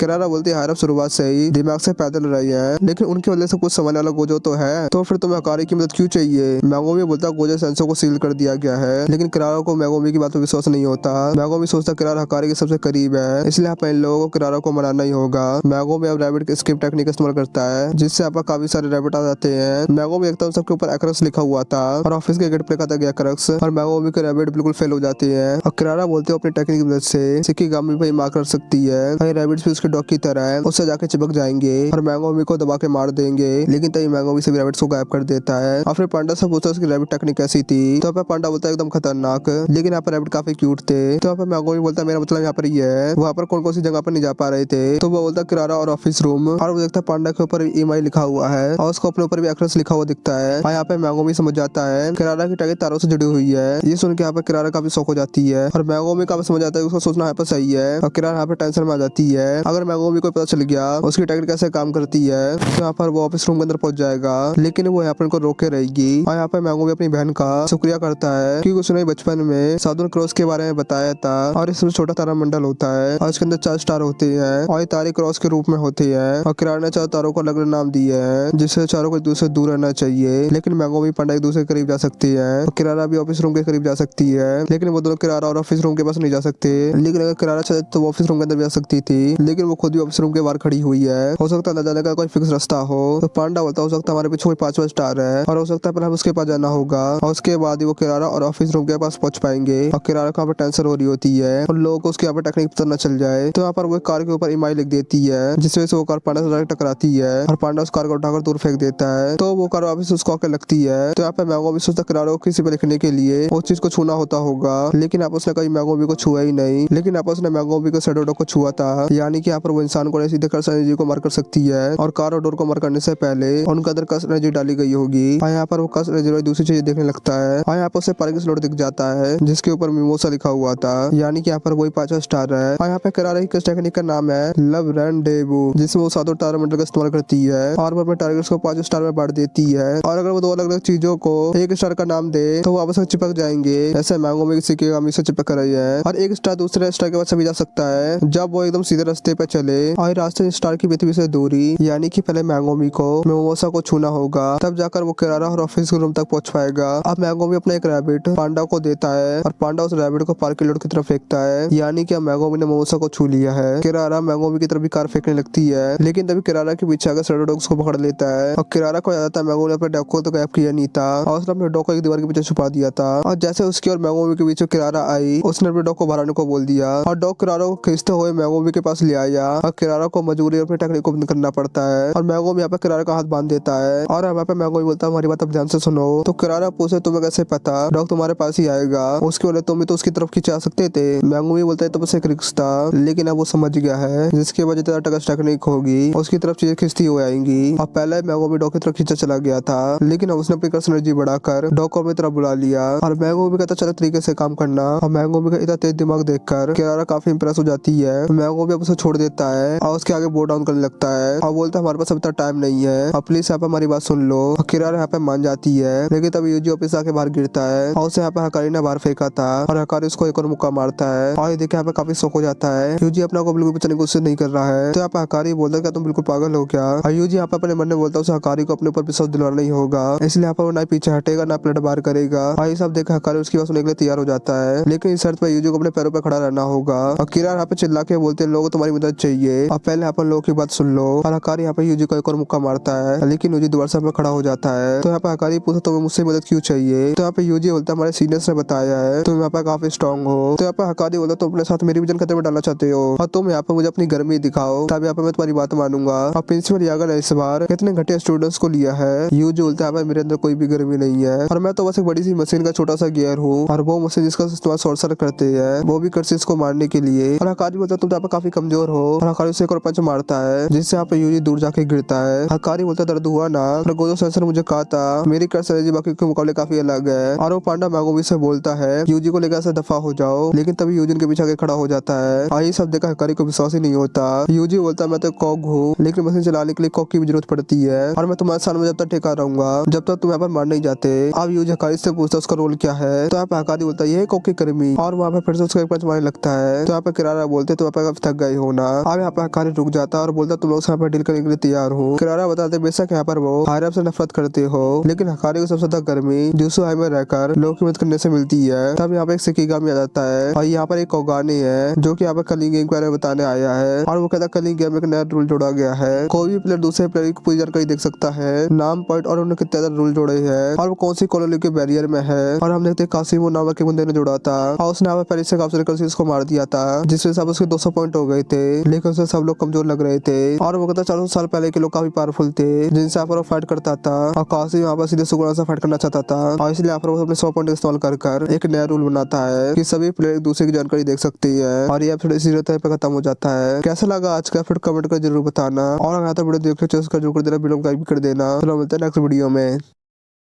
आज हम देखने वाले jujutsu Kaisen season 3 episode number 7। Episode की स्टार्टिंग में ससाकी को देखते हैं और ये लड़की यहाँ पे यूजी की दोस्त है और केंजाकु उसके सामने आता है और वो ससाकी से बोलता है वो एक सॉर्सर है और उसने इस कॉलोनी में एक बैरियर बनाया है जिसके अंदर यहाँ पे कलिंग गेम खेला जाएगा। और जगह से थोड़ी दूर एक एग्जीक्यूशन ग्राउंड है जो उस बैरियर का सेंटर पॉइंट है और ये बैरियर 5 से 6 किलोमीटर बड़ा है, लेकिन यहाँ पर केंजाकु किसी को रोकने के लिए यहाँ पर मजबूर नहीं कर सकता। और जो आम लोग पहले से यहाँ पर रह रहे थे उनके पास यहाँ पे एक मौका है, वो लोग यहाँ पे बैरियर छोड़ के जा सकते हैं और केंजाकु खुद उनको बैरियर से बाहर छोड़ के आएगा। यहाँ से जाने का तुमको ये लगेगा कि वो सपना देख रहे थे। ससाकी पूछती है क्या ये सपना है। केंजाकू बोलता है सपने और हकीकत के बीच की दुनिया है। और ससाकी यहाँ से निकलने का फैसला करती है और केंजाकू ससाकी को ले जाने लग जाता है। और वहाँ पर ससाकी से ये भी बोलता है और मेरे बेटे का दोस्त बनने के लिए शुक्रिया। और ये बात अब ससाकी को समझ नहीं आती और तब यहाँ पर उसका सपना टूट जाता है और वहाँ पर बैरियर के बाहर आ गई थी। और यहाँ पर अपना दोस्त इजुकी भी मिलता है और हम देखते हैं काफी सारे नॉर्मल लोग होते हैं और केंजाकू ने इन लोगों को बैरियर से बाहर निकाल दिया था। और इन लोगों के सामने एक बड़ा सा बैरियर बना हुआ था और इन सबके सपने में केंजाकू आया था और मेरे बेटे का दोस्त होने वाली बात सिर्फ उसने ससाकी से बोली थी। और तब इसे यूजी की याद आती है और दूसरा यूजी और मेगुमी हकारी को बताते हैं गोजो को यहाँ पर सील कर दिया गया है। और इस उनके यहाँ पर शौक हो जाता है और पांडा इन लोगों को ये भी बताता है प्रिंसिपल यागा इस दुनिया में नहीं रहे हैं। और इस उनको यूजी और मेगुमी भी शौक हो जाते हैं क्योंकि ये बात उन्हें भी नहीं पता थी। पांडा इन लोगों को बताता सुबह इंसिडेंट के बाद हायर प्रिंसिपल यागा के पीछे पड़ गए थे। और ये बात सुनकर यहाँ पर यूजी को काफी दुख होता है क्योंकि यहाँ पर यागा पांडा के फादर जैसे थे। और हकारी को भी ये बात सुनकर काफी दुख होता है क्योंकि जो भी लोग उसकी परवाह करते थे वो इस दुनिया में नहीं रहे। और हकारी कलिंग गेम में हिस्सा लेने के लिए तैयार हो जाता है लेकिन वो इन लोगों पे कोई असर नहीं कर रहा और उसे इसके बदले और कुछ चाहिए। और पांडा यहाँ पे जानता है जुत्सु के कारण में कुछ बदलाव करना चाहता है ताकि वो अपना फाइट क्लब आराम से चला सके क्योंकि नॉर्मल लोगों को जुत्सु के बारे में पता चल रहा है तो जुत्सु के कानून में भी कुछ बदलाव होने चाहिए। मैंगो भी बोलता हकारी को जो भी चाहिए वो करवा देगा क्योंकि मैं यहाँ पे जनरल कैनल का हेड हूँ। जो सुनकर यहाँ पे हकारी और ज्यादा शौक हो जाता है और एक और गोजो और यागा से बड़ी लगती है। और हकारी यहाँ पर सोच लगता है अगर जनरल कैनल का हेड मेरे साथ रहेगा तो यहाँ पर वो कोई भी कानून बना सकता है। और वहाँ पे मैंगो भी से बोलता है हमें तो यहाँ पर सच्चा दोस्त बन जाना चाहिए। और अब ये लोग प्लान बनाने लग जाते हैं कौन सी कॉलोनी में कौन जाएगा। लेकिन तब इनके बीच में सिकिगामी आ जाता है जो इन लोगों का कलिंग गेम की खबर देने आया था। और वहाँ पता था कासिमो नाम के एक बंदे ने 100 पॉइंट देकर एक नया रूल जोड़ा है कोई भी प्लेयर किसी दूसरे प्लेयर की पूरी जानकारी देख सकता है। उसका नाम पॉइंट्स अरेबियो कौन सी कॉलोनी के बैरियर में है। कोका ने बताया वो यूजी का खबरी है जो उसे गेम से जुड़ी सारी खबरें देगा। और सुनकर मैंगो भी शौक हो जाता है यूजी तो यहाँ पर गेम में एंटर हुआ भी नहीं है तो यहाँ पर कोका ने यहाँ पर कैसे आ गया यानी कि यहाँ पर यूजी पहले से गेम का हिस्सा है। और ये लोग यहाँ पे समझ जाता है कि इसके पीछे सुकुना का हाथ है जिसने 1000 साल पहले केंजाकू से कॉन्टेक्ट किया होगा जैसे यहाँ पर बाकी पुराने सोर्सेस ने किया था। यहाँ पर केंजाकू 1000 साल उन्हें जिंदा करता है तो वो लोग उसे करेंगे में जरूर हिस्सा लेंगे। लेकिन यहाँ पर मैंगो भी कोई बात समझ नहीं आती। सुकुना की फिंगर खाना यूजी का फैसला था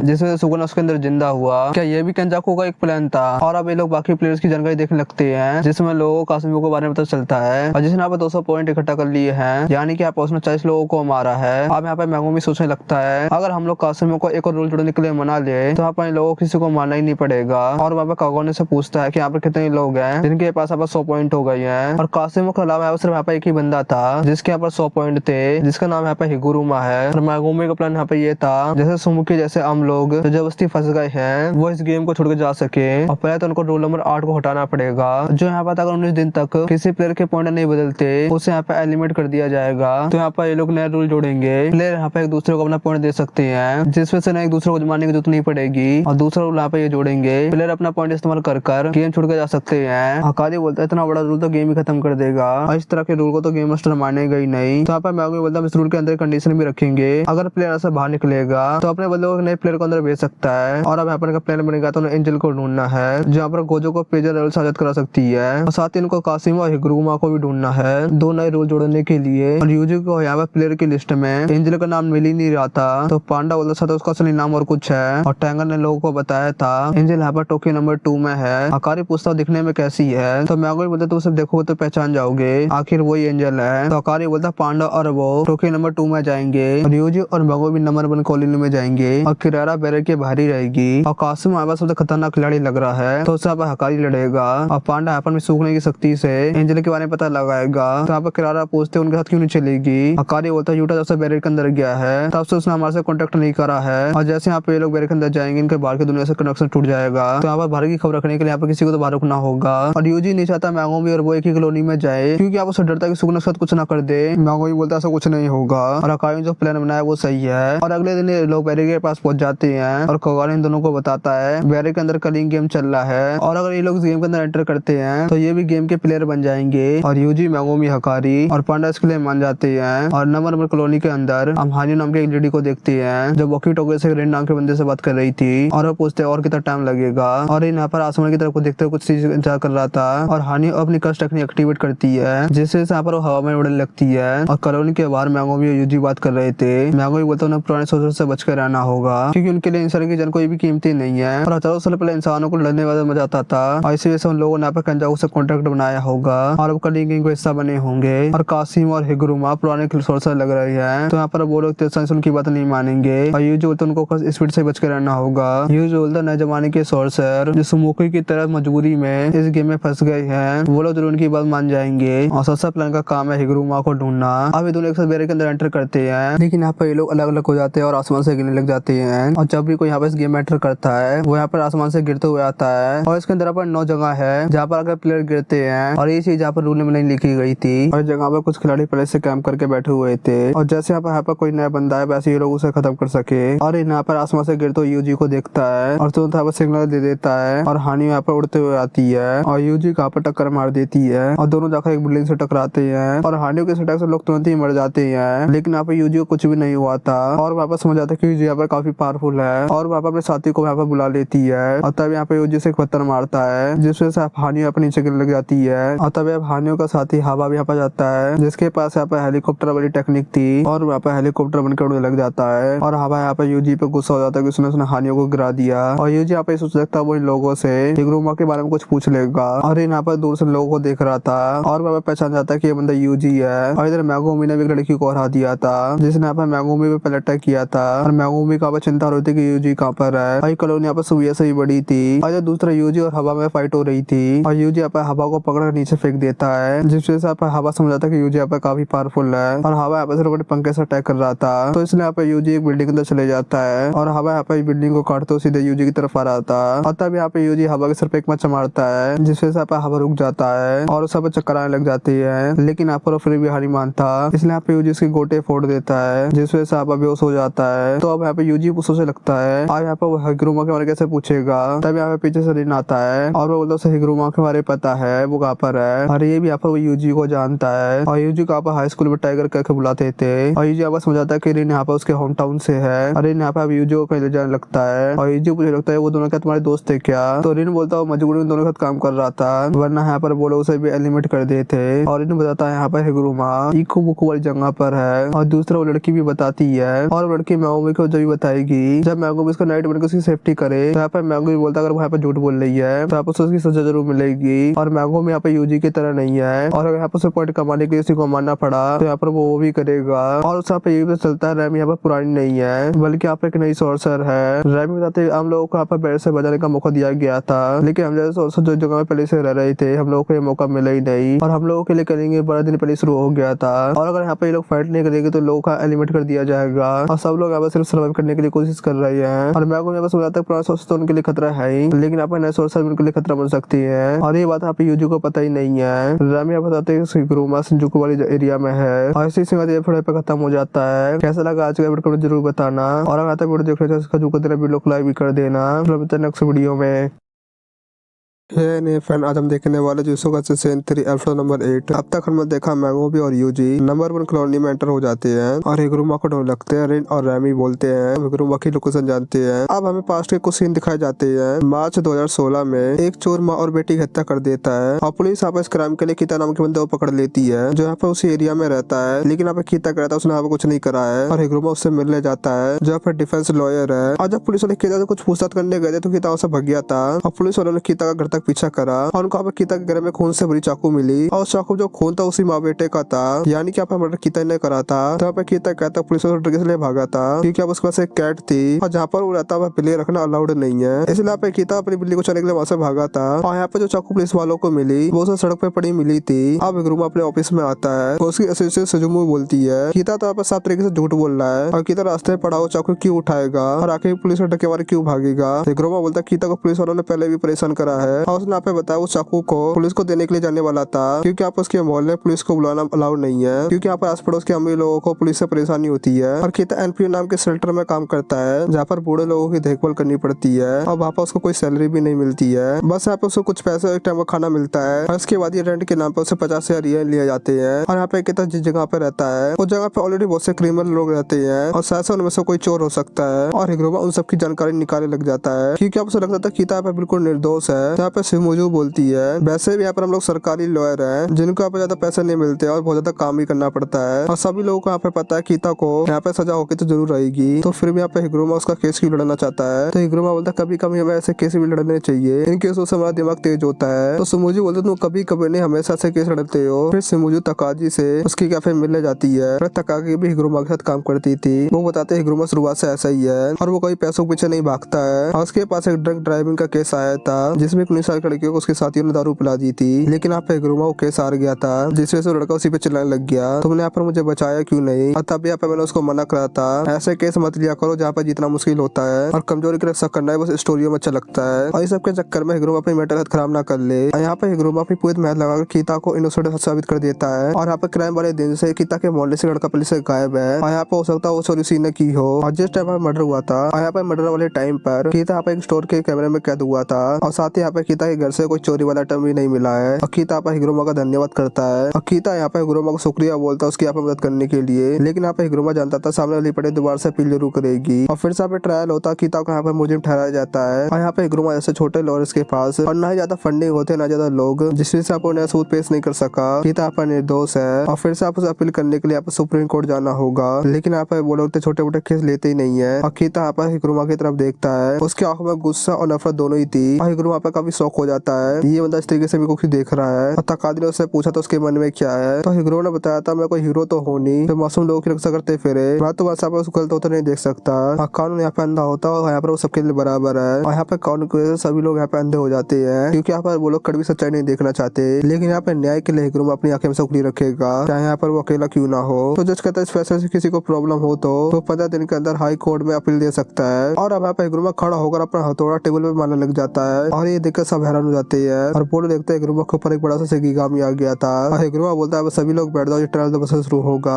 उसी टाइम के बाद हिग्रोमा की पावर से अवेकन हुई थी और यहाँ पे हिग्रोमा भी किलिंग गेम का एक प्लेयर है। अब प्रेजेंट का सीन दिखाया जाता है। अब यहाँ पर और एमी दोनों बोलते हैं वो यहाँ पर हिग्रोमा की लोकेशन जानते हैं, लेकिन यहाँ पे इन दोनों से कोई झूठ बोल रहा था। हम यहाँ पे रजी नाम का बंदा दिखा था जिसके पास ढेर सारी पर्चियां थी और यहाँ पर वो अपने अगले शिकार का इंतजार कर रहा था। और जब कुछ टाइम पहले रेना स्कूल में था तब कुछ बच्चे एक बच्चे को परेशान कर रहे थे और यहाँ पे सबको दूर से देख रहा था। अपने मन में बोलता है बच्चे को अपने लिए कुछ ना कुछ जरूर करना चाहिए वरना यहाँ पे बच्चे से पूरे साल परेशान करते रहेंगे। लेकिन यहाँ पर इन कुछ नहीं करता, यहाँ पर वो दूर से सब कुछ देखता रहता है। तब यहाँ पे एक दूसरा बंदा आता है जो यहाँ पर लोगों को रोकने के लिए बोलता है। तो यहाँ पर इन अपने मन में बोलता है कोई गधा यहाँ पर इनसे पिटने के लिए, लेकिन यहाँ पर बंदा और कोई नहीं यूजी था और यहाँ पे यूजी उन बच्चों को पेल देता है। ये देखकर इन काफी शौक हो जाता है। अब प्रेजेंट का सीन दिखाया जाता है। रिन यहाँ पे यूजी को एक थिएटर के पास लेके जाता है और बोलता है हिग्रोमा से थिएटर के अंदर रहता है। तो यहाँ पे यूजी से शुक्रिया बोलकर अंदर जाने लग जाता है। रिन यहाँ पे बोलता है हिग्रोमा से खुद तो नहीं मिला लेकिन आप उसने हवा को बहुत बुरी तरीके से पीटा था। यूजी बोलता है यहाँ पे खुद को संभाल सकता है, अंदर जाने लग जाता है। और यहाँ पे यूजी कुछ बताना चाहता था लेकिन यहाँ पे वो नहीं बता पाता। और दूसरी तरफ रैमी भी मैगोमी को कहीं लेके जाती है और यहाँ पे रैमी ने झूठ बोला था और यहाँ पे वो मैगोमी को रेजी के पास लेके आई थी। ये सब देख कर मैगोमी काफी गुस्सा जाता है और अपने शैडो डॉग को बुला लेता है और बोलता है उसके पास फालतू का टाइम नहीं बर्बाद करने के लिए। और यहाँ पे यूजी को हिग्रोमा मिल जाता है जो कि यहाँ पे एक बाथटब के अंदर लेटा हुआ था। हिग्रोमा बोलता है ऐसा करने में काफी ज्यादा मजा आता है और यूजी यहाँ पे हिग्रोमा से सीधी बात करने लग जाता है। तो हिग्रोमा बोलता है मैं यहाँ पे एक लॉयर हूँ, हम मुझसे यहाँ पे बात करने की कीमत 5000 येन है। जो सुनकर यहाँ पे यूजी चौंक जाता है लेकिन हिग्रोमा बोलता है यहाँ पे मजाक था, आखिरकार लालची लॉयर बनकर कैसा लगता है। और यूजी यहाँ पे समझ आता है हिग्रोमा यहाँ पे कोई पुराना सोर्सर नहीं है, यहाँ पर बस यहाँ पर वो नॉर्मल इंसान है जिसे यहाँ पे जूसू की पावर्स मिल गई है। यहाँ पर हो सकता है यहाँ पर वो सब अपनी बातों से ही मना ले। और दूसरी तरफ रेजी को पता चल जाता है कि मैगो यहाँ पे काफी स्ट्रॉन्ग है। तो यहाँ पर वो अपनी टीम ज्वाइन करने के लिए बोलता है और पूछता है वो कलिंग गेम को कितना कुछ जानता है। मैगो भी बोलता है यहाँ पे रिचुअल और रिचुअल के पूरे होते पूरे जापान के लोग बदल जाएंगे। और ये सुनकर यहाँ पर रेजी ऐसा लगता है और वो बोलता है कि तुम क्या केंजाकू को जानते हो। और मैगो भी बोलता है उसे पता था यहाँ पे केंजाकू नाम का एक बंदा तो होगा। और रेजी का हमारा केंजाकू का यहाँ पे प्लान और कुछ है। मान लो यहाँ पे 1000 सोर्सर इस गेम में हिस्सा ले रहे हैं। यहाँ पे हर कॉलोनी में 100 सोर्सर है और इन सब कॉलोनी में कासिमा और हिग्रोमा जैसे स्ट्रॉन्गेस्ट सोर्सर भी है और सभी के सभी कलिंग गेम को खत्म कर सकते हैं। और इन दोनों ने यहाँ पर लगभग 67 लोगों को मार दिया है। और मैगोबी ने यहाँ पे ये बात नोटिस करी थी कि इस कॉलोनी में काफी सन्नाटा था। रेजी तथा कुछ मॉडर्न सोर्सर्स तो आसमान से टपकते ही मर गए थे। और अगर यहाँ पे केंजाकू का एनर्जी चाहिए होती तो यहाँ पर वो ऐसा एंट्री गेट नहीं रखता और वापस आता सोर्सर आपस में लड़ते ही रहे। और रेजी का यहाँ पे ये मानना जब सारे स्ट्रॉन्गेस्ट कैरेक्टर बच जाएंगे तो यहाँ पर वो बम फोड़ कर सभी लोगों को मार देगा और कलिंग गेम को खत्म कर देगा। अब यहाँ हम केंजाकू को देखते हैं जो यहाँ पे चाइना के गवर्नमेंट के लोगों से कुछ बात करने गया था। और यहाँ पे इधर दूसरी तरफ यूजी हिग्रोमा से बोलता है आप कलिंग गेम खत्म कराना चाहता है और अभी तो आप एक नया रूल ऐड करना चाहता है जिसके लिए आप उसे हिग्रोमा के पॉइंट्स चाहिए। हिग्रोमा आप इसके लिए मना कर देता है और असली दुनिया का कानून यहाँ पे काफी ज्यादा खोखला है और वहाँ पर देखना चाहता है कलिंग गेम का कानून यहाँ पर कैसा है और यहाँ पर जाना चाहता है जो इस गेम के रूल को तोड़ेगा उसे आपस जगह से मिलेगी। यहाँ पर उन लोगों को अपनी बात रखने दी जाएगी या उन लोगों को सीधे सजा हो जाएगी। इसलिए यहाँ पर वो नहीं चाहता होता है गेम यहाँ पे जल्दी खत्म हो जाए, और वहाँ पर देखा जाता है यहाँ पे लोगों की टेक्निक कैसे रिमूव होगी। यूजी बोलता है कलिंग यहाँ पे एक रिचुअल है और रिचुअल खत्म होते ही सारे लोग यहाँ पर मारे जाएंगे। विक्रम बोलता है ऐसा कुछ नहीं होगा, कलिंग हमेशा चलती रहेगी, क्योंकि यहाँ पर इसके रोल में ये लिखा है। यहाँ पे यूजी समझ आता है ऐसे नहीं मानेगा। यूजी यहाँ पर सीधी धमकी देता है, यहाँ पर मुझे तुम अपने 100 पॉइंट इस्तेमाल करने दो। विक्रम बोलता तूने कभी ऐसे किसी इंसान को मारा जिससे तुम यहाँ पे गुस्सा दिलाए हो। और यूजी यहाँ पे देखता है हिग्रोमा के पीछे यहाँ पे एक शिकिगामी आ गया था। यहाँ पे हिग्रोमा के पास लोग 100 पॉइंट, इसका मतलब यहाँ पर वो 20 ज्यादा लोगों को निपटा चुका है। तो यहाँ पे यूजी को थोड़ा बच के लड़ना पड़ेगा। और यहाँ पे हिग्रोमा यूजी के सामने आके बोलता है डोमेन एक्सपेंशन। अच्छी सी एपिसोड पे खत्म हो जाता है। कैसा लगा आज का एपिसोड कमेंट कर जरूर बताना, और अगर तो वीडियो देख लो तो उसका जो कर देना, वीडियो को लाइक भी कर देना। चलो मिलते हैं नेक्स्ट वीडियो में।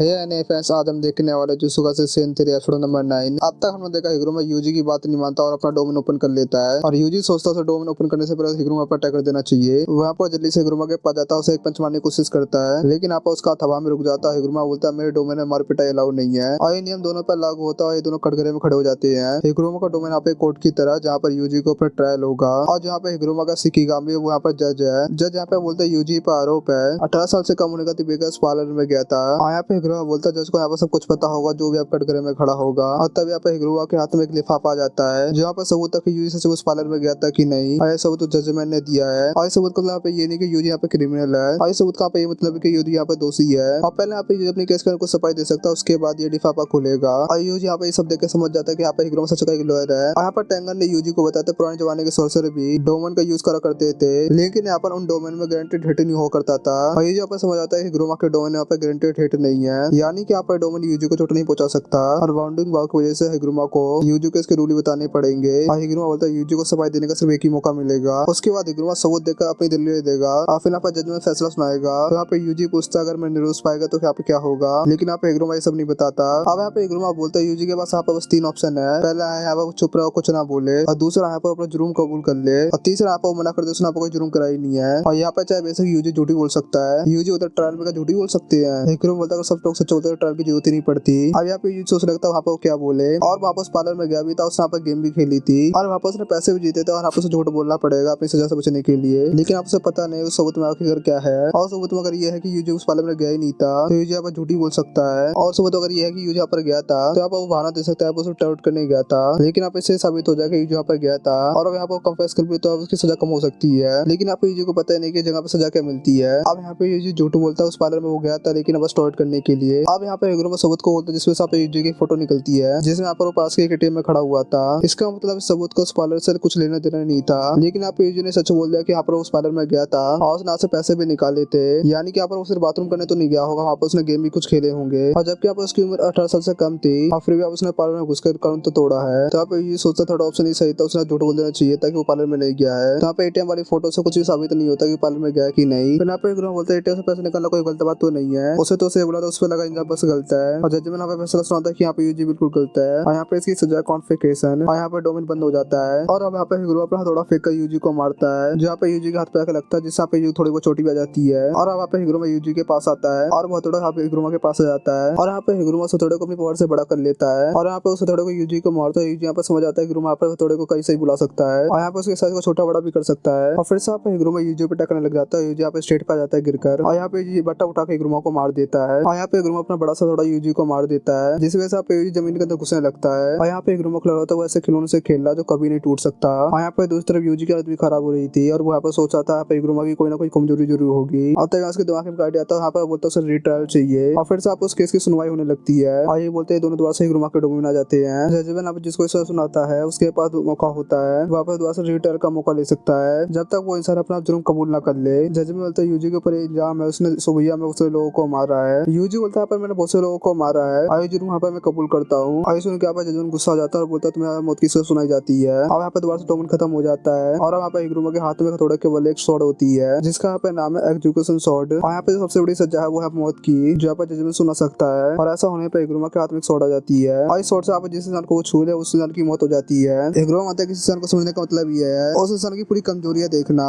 लेकिन अपना प्रॉब्लम ये है जब आप किसी इंसान की कमजोरी देखता है उस आप इंसान से नफरत हो जाती है, और रोज रोज यहाँ पे क्रिमिनल को देखकर वहाँ पे उसका दिमाग खराब हो रहा था। और यहाँ पे उसके हर इंसान कमजोर है, चाहे वो यूजी हो या और कोई। और यहाँ पे अंधेरे में मोती जलाने से अंधकार खत्म नहीं हो जाता है। और यहाँ पे हिगुरमा के सीनियर ने पूछा था यहाँ पर लॉरी के बदले सीधे जज क्यों नहीं बन जाता है। और वहाँ पे हिगुरमा को तो ये चीज इंसान को स्पेशल बनाती है। और ये बात आप हिगुरमा को इसलिए याद आई है, यूजी ने यहाँ पे ऐसे जुर्म को कबूल कर लिया था जो यहाँ पे उसने कभी किया ही नहीं। और यहाँ पे सौदा लिफा जो यहाँ पे हिगुरमा को दिया जाता है उसे परिपत्र से जाता है। और यहाँ पे उस लिफाफे में लिखा हुआ था कि यहाँ पे यूजी नहीं सुकुना ने लोगों को मारा था। और यहाँ पे यूजी किसी तरीके से हिगुरमा की शॉट से बचा हुआ था। और यहाँ पे हिगुरमा अपनी शॉट को गायब कर देता है। तब यहाँ पे यूजी से पंच मारता है। और इसे देख के यहाँ पे यूजी में काफी शौक हो जाता है। और यहाँ पे हिगुरमा बोलता है उस समय यहाँ पे यूजी की बॉडी पे सुकुना ने कंट्रोल किया हुआ था, यानी कि यहाँ पे यूजी ने कोई भी जुर्म नहीं किया है। लेकिन यहाँ पे फिर भी यूजी बोलता है इन सब में मेरी गलती थी, लेकिन यहाँ पे तुमने तलवार को गायब क्यों किया। तो यहाँ पे हिगुरमा बोलता है मुझे यहाँ पे याद आ गया कि मैं लॉयर क्यों बनना चाहता था। और साथ साथ यूजी ऐसे और भी लोग हैं जिन्हें हिगुरमा की जरूरत पड़ेगी। और अब यहाँ पे वो मान जाता है अपने 100 पॉइंट देने के लिए यूजी को। हिगुरमा यूजी से वो सब तुमने जानो कुछ किसी को मारा है। जिस बार यहाँ पे यूजी बोलता है हाँ, तो हिगुरमा बोलता है तुम्हें उसमें काफी बुरा लगा होगा। और यहाँ पे यूजी की बात मानते हो यहाँ पे हिगुरमा एक और रूल ऐड कराता है। और यहाँ पे रूल ये था यहाँ पे प्लेयर एक दूसरे को अपने पॉइंट दे सकते हैं। इसके बाद यहाँ पे हिगुरमा एक पॉइंट अपने यूजी को देता है, यानी कि अब 19 दिन तक यूजी बिल्कुल सेफ है। अब यहाँ पे हिगुरमा जाने लग जाता है। तो यहाँ पे यूजी पूछता है क्या तुम हमारी मदद कर सकते हो। तो यहाँ पे हिगुरमा बोलता है जब यहाँ पे उसने डोमेन खोला था तो वहाँ पे उसने जज और सामने लोगों को मार दिया था क्योंकि उन लोगों ने की था गलत सजा सुनाई थी। और वही पे उन दोनों को मारने को यहाँ पे 2 पॉइंट मिले थे और बाकी 100 पॉइंट से कलिंग गेम आने का मिली है। और जब यहाँ पे कलिंग गेम खत्म हुआ तो हिगुरमा अपने आप को पुलिस को दे देगा। और अगर यहाँ पे यूजी के साथ रहा तो यहाँ पर उसे अपने आप से और ज्यादा नफरत हो जाएगी और इतना क्या वो चले जाता है। और इसी सीन पे खत्म हो जाता है। कैसा लगा आज का वीडियो जरूर बताना। और अगर आता है वीडियो देखो तो उसका जरूर देना, वीडियो को लाइक भी कर देना। चलो मिलते हैं नेक्स्ट वीडियो में। हे एनएफएस, आज हम देखने वाले jutsu versus season 3 episode number 10। अब तक यहाँ पे हमने देखा यूजी के कहने पे हिगुरमा एक और नया रूल ऐड करा देता है। और यहाँ पे दूसरी तरफ रेजी मैंगोमी को बता रहा था केंजाकू अपने यहाँ पे और कुछ है। और जब हर कॉलोनी में एक स्ट्रॉन्गेस्ट सॉर्सर बच जाएगा तो वहाँ पर वो बम गिरा के सबको मार देगा, जिससे यहाँ पे कलिंग का मकसद पूरा हो जाएगा। इसलिए यहाँ पे रेजी स्ट्रॉन्गेस्ट लोगों से दोस्ती कर रहा है और आने वाली मुसीबत से एक साथ लड़ सके। तो मैंगोमी बोलता है लड़की रैमी स्ट्रॉन्ग तो लगती नहीं है। तो यहाँ पे रेजी कहता है यहाँ पर लोगों को रेजा का यहाँ तक ले आती है मेरे पास। और यहाँ पे लड़कियों पर कोई ज्यादा शक भी नहीं करता, मतलब कि अब उसका पूरा काम हो जाएगा तो इसके मार के कई पॉइंट ले लोगे। रेजी बोलता है ऐसा बिल्कुल भी नहीं है। और रेमी बोलता है मेरा ट्रू नाइट है। मैंगोमी बोलता है यहाँ पर तुम दोनों बहम में हो और तुम दोनों के मिलाकर 100 पॉइंट होते हैं ना। तो रेजी बोलता है हाँ, तो मैंगोमी बोलता है तुम दोनों अपने पॉइंट मेरे को दे दो क्योंकि यहाँ पर मैं एक नया रूल ऐड करने वाला हूँ कि यहाँ पर प्लेयर एक दूसरे को अपने पॉइंट दे सकते हैं। तो रेजी बोलता है तुम यहाँ पर बातों से नहीं मानोगे। तब यहाँ पीछे से हरी नाम का बंदा मैंगोमी पे अटैक कर देता है, लेकिन यहाँ पे मैंगोमी छुपकर उस पर अटैक कर देता है और यहाँ पर उसको उठाकर नीचे फेंक देता है। और फिर यहाँ पर शैडो डॉग रेजी पे अटैक कर देता है। यहाँ पे मैंगोमी रेमी को धमकी देकर छोड़ देता है अपनी गंदी शक्ल मुझे दोबारा मत दिखाना। और दूसरी तरफ रेजी ने शैडो डॉग को घायल कर दिया था। और रेजी मैंगोमी से बोलता है तुम तो यहाँ पे काफी नाजुक निकले और तुम यहाँ पे रेमी को ऐसे जाने दे रहे हो और यहाँ पे तुम्हें हमारे पॉइंट से तुम्हें हमें मारना पड़ेगा वरना यहाँ पे बाद में तुम ही पछताओगे। तब यहाँ पे रेजी का एक और साथी अटैक कर देता है जिस वजह से यहाँ पे थोड़ा धमाका होता है। तो यहाँ पे रेजी चलाता है हम यहाँ पर है कहीं धमाके से तुम हमें मत मार देना। और ये बंदा यहाँ पे अजोनोकी होता है और ये कहता है मैंगोमी मरा की नहीं। और रेमी अपने बालों से मैंगोमी पे अटैक करती है, लेकिन यहाँ पे मैंगो इसकी छोटी पकड़ के उसको यहाँ पे गिरा देता है। और मैंगोमी बोलता है मैंने बोला तुम यहाँ से भाग जाओ। तब यहाँ पे रेजी तो पेट्रोल के बिल मैंगोमी की तरफ फेंकता है, जहाँ पे पेट्रोल बदल के मैंगोमी को भिगा देती है। और यहाँ पे हाजोनोकी अपने खुद दांत मैंगोमी की तरफ फेंकता है, जिससे यहाँ पर एक और धमाका होता है, लेकिन यहाँ पे मैंगोमी बच गया था। रेजी और हाजोनोकी बात करते हैं, बंदा यहाँ पे काफी दमदार है, लेकिन यहाँ पर वो बंदा थक गया होगा। और यहाँ पे मैंगो ने रेमी को भी बचा लिया था और वहाँ पर रेमी को समझाता है इन दोनों का तुम्हारी कोई चिंता नहीं है और तुम यहाँ से चली जाओ। लेकिन यहाँ पर रेमी मैंगो पे अटैक कर देती है। तो मैंगो बोलता तुम यहाँ पर समझ नहीं आ रहा क्या। रेमी कहती है यहाँ पर तुम मेरी रक्षा करोगे और यहाँ पर तुम यहाँ पर मेरे को पसंद करते हो। और रेजी ने भी यहाँ पर मेरे से यही कहा था। तो यहाँ पे मैंगो समझाता है लड़की यहाँ पर थोड़ी पागल है और यहाँ पे किसी की भी बातों में आ जाती है। तब यहाँ पे हारी भी आ जाता है जो कहता है तुम्हें यहाँ पे पता है इतना पुराने कितना समय लगता है। तब यहाँ पे इनके सामने कोगाने आ जाता है जो यहाँ पे कहता है यहाँ पे एक नया रूल ऐड हुआ है, प्लेयर्स यहाँ पे एक दूसरे को अपने पॉइंट दे सकते हैं। और यहाँ पे मैंगो सो जाता है ये रूल यहाँ पे यूजी ने ऐड कराया होगा। और यहाँ पे मैंगोमी और हारी फाइट करने लग जाते हैं और मैंगोमी दोबारा से अटैक करके हारी को नीचे फेंक देता है, लेकिन इस पर मैंगोमी भी इसके पीछे पीछे आता है और यहाँ पर भी तलवार से हारिमी को मार देता है। मैंगो बोलता है कि कर आपको क्या कर रहा है। यहाँ पे ऐसे लोगों से पॉइंट लेना समय की बर्बादी है। यहाँ पे नए रूल की वजह से उसकी बहन को किसी और को नहीं मानना पड़ेगा। यहाँ पे बस मैंगोमी को अपने दोस्तों पर भरोसा रखना चाहिए और ठंडे दिमाग से सबको सोचना चाहिए। और कोगाओ ने मैंगोमी को तथा हारी को मारने के लिए यहाँ पे 5 पॉइंट मिलते हैं। तभी रेजी और हाजोनोकी भी नीचे आ जाते हैं और कहता है कितनी बुरी बात है, मतलब टेक्निक यूज नहीं कर पाया। और मैं भी सोचता कि रेमी ने इनका ग्रुप छोड़ दिया क्या, लेकिन अब फिर भी दोनों से आपस में लड़ना होगा। और यहाँ पे पहले धमाके की वजह से उसकी हालत काफी खराब हो गई है और यहाँ से वो भाग भी नहीं सकता और ना यहाँ पर वो अपना डोम इस्तेमाल कर सकता है क्योंकि उसका पूरा डोम कंप्लीट ही नहीं है, यानी कि यहाँ पे दोनों आराम से उसके डोम से बाहर जा सकते हैं। तभी हाजोनोकी अपने को दांत मैंगो की तरफ फेंकता है और दांत फटने वाला था, तभी पीछे एक बंदा आ जाता है जिससे आप होता उसके ऊपर फट जाता है और ये बंदा और कोई तकावा था जो कहता एक के खिलाफ दो ही तो बहुत बड़ी नाइंसाफी है। और यहाँ पे तो दूसरे लोगों को डरपोक कहा जाता है, जहाँ पे अकेले में किसी से फाइट नहीं कर सकते हैं और डरपोक को हटा के मेरे पे कभी भी असर नहीं करता। देखो यहाँ पर कुछ भी नहीं हुआ है, लेकिन यहाँ पर सबको साफ साफ दिख रहा था यहाँ पर उसकी काफी हालत खराब हो गई है और यहाँ पर उसको काफी चोटें भी आ गई है। इस बंदे को देख यहाँ पर मैगो भी काफी कंफ्यूज हो जाता है। यहाँ पर तकावा बोलता है यहाँ पर मैं तुम्हारी मदद करूंगा और मैं यहाँ पे लोगों की शक्ल देख के बता सकता हूँ यहाँ पर कौन अच्छा है कौन बुरा। और वहाँ पर मैगो भी तरफ देखता है और बोलता है तुम्हारी शक्ल पे तो यहाँ 12 बजे हुए हैं, लेकिन फिर भी यहाँ पर मैं तुम्हारी मदद करूंगा। और मैगो सोचता भी कि इस बंदे पे मैं भरोसा कर सकता हूँ क्योंकि आप उसने मेरे को बचाया है। और राजी और हाजुनुकन ने इस बंदे को फर्स्ट टाइम देखा था और वो पूछते तुम यहाँ पर किसकी तरफ हो। तो यहाँ पर तकावा लगता है बंदा पूछ रहा है क्या तुम यहाँ पर फनी हो कि नहीं। तकावा पता लग जाता है जहाँ पर उसने कॉस्ट्यूम पर रखी यहाँ पर एक सुपरमैन की है जिसने यहाँ पर उसको बहुत ज्यादा हंसाया था। यहाँ पर कॉस्ट्यूम को पहन कर उन लोगों को बुरा जोक नहीं सुनाएगा और यहाँ पर वो उनको जोक सुनाने लग जाता है जहाँ पर काफी बुरा होता है। और जो यहाँ पर अपनी मनपसंद लड़की को भी सुना सकती है और जो यहाँ पर यह है कि लड़की मेरे से दूर रहो क्योंकि मैं तुम्हें अपना वाईफाई नहीं बना सकता, लेकिन यहाँ पर जो किसी को वैसे नहीं आती है। और देख यहाँ पर तकावा काफी गुस्सा हो जाता है और वो तो उसके जोक पे कोई हंसा भी नहीं और वहाँ पे लोगों को चिढ़ने लग जाता है तुम लोगों का पता नहीं आता है क्या। और मैगो भी कुछ बंदों को देखकर टोडो की जाती है और यहाँ पर तकावा भागकर उनके तरफ जाता है और हाजुनोकी के मुंह पे जोरदार लात मारता है जिससे हाजुनोकी काफी दूर जाकर गिरता है। और रेजी सोचता है बंदे की अचानक से काफी ज्यादा बढ़ गई और ये बंदा यहाँ पे काफी ज्यादा स्ट्रॉन्ग है। और तकावा बोलता है यहाँ पे मेरे से बच के रहना और मैं यहाँ पे जितना हंसाता हूँ मैं उतना ही मारता भी हूँ। अब यहाँ पे मैगो भी रेजी पे टकने लग जाता है, लेकिन यहाँ पे रेजी बच जाता है और मैगो भी तकावा से बोलता है हम दोनों को लगो के छोड़ना चाहिए। और हाजुनोकी की टेक्निक अपने ऑर्गन से धमाके कर सकता है। और बात करते थे तकावा मैगोमी के पास आ गया था और मैगोमी यहाँ पे से थोड़ा दूर करता है और मैगोमी यहाँ पे कोकाने को बुला के कंफर्म करता है क्या ये नया रूल हिगुरुमा ने जोड़ा है ना, यानी कि आप अपना मिशन पूरा कर दिया। और मैगोमी बोलते जिस काम के लिए इस कॉलोनी में आए थे वो काम यहाँ पर हमारा पूरा हो गया है और यहाँ पर वो किसी से फाइट नहीं करना चाहता, लेकिन यहाँ पे रेजी नहीं मानता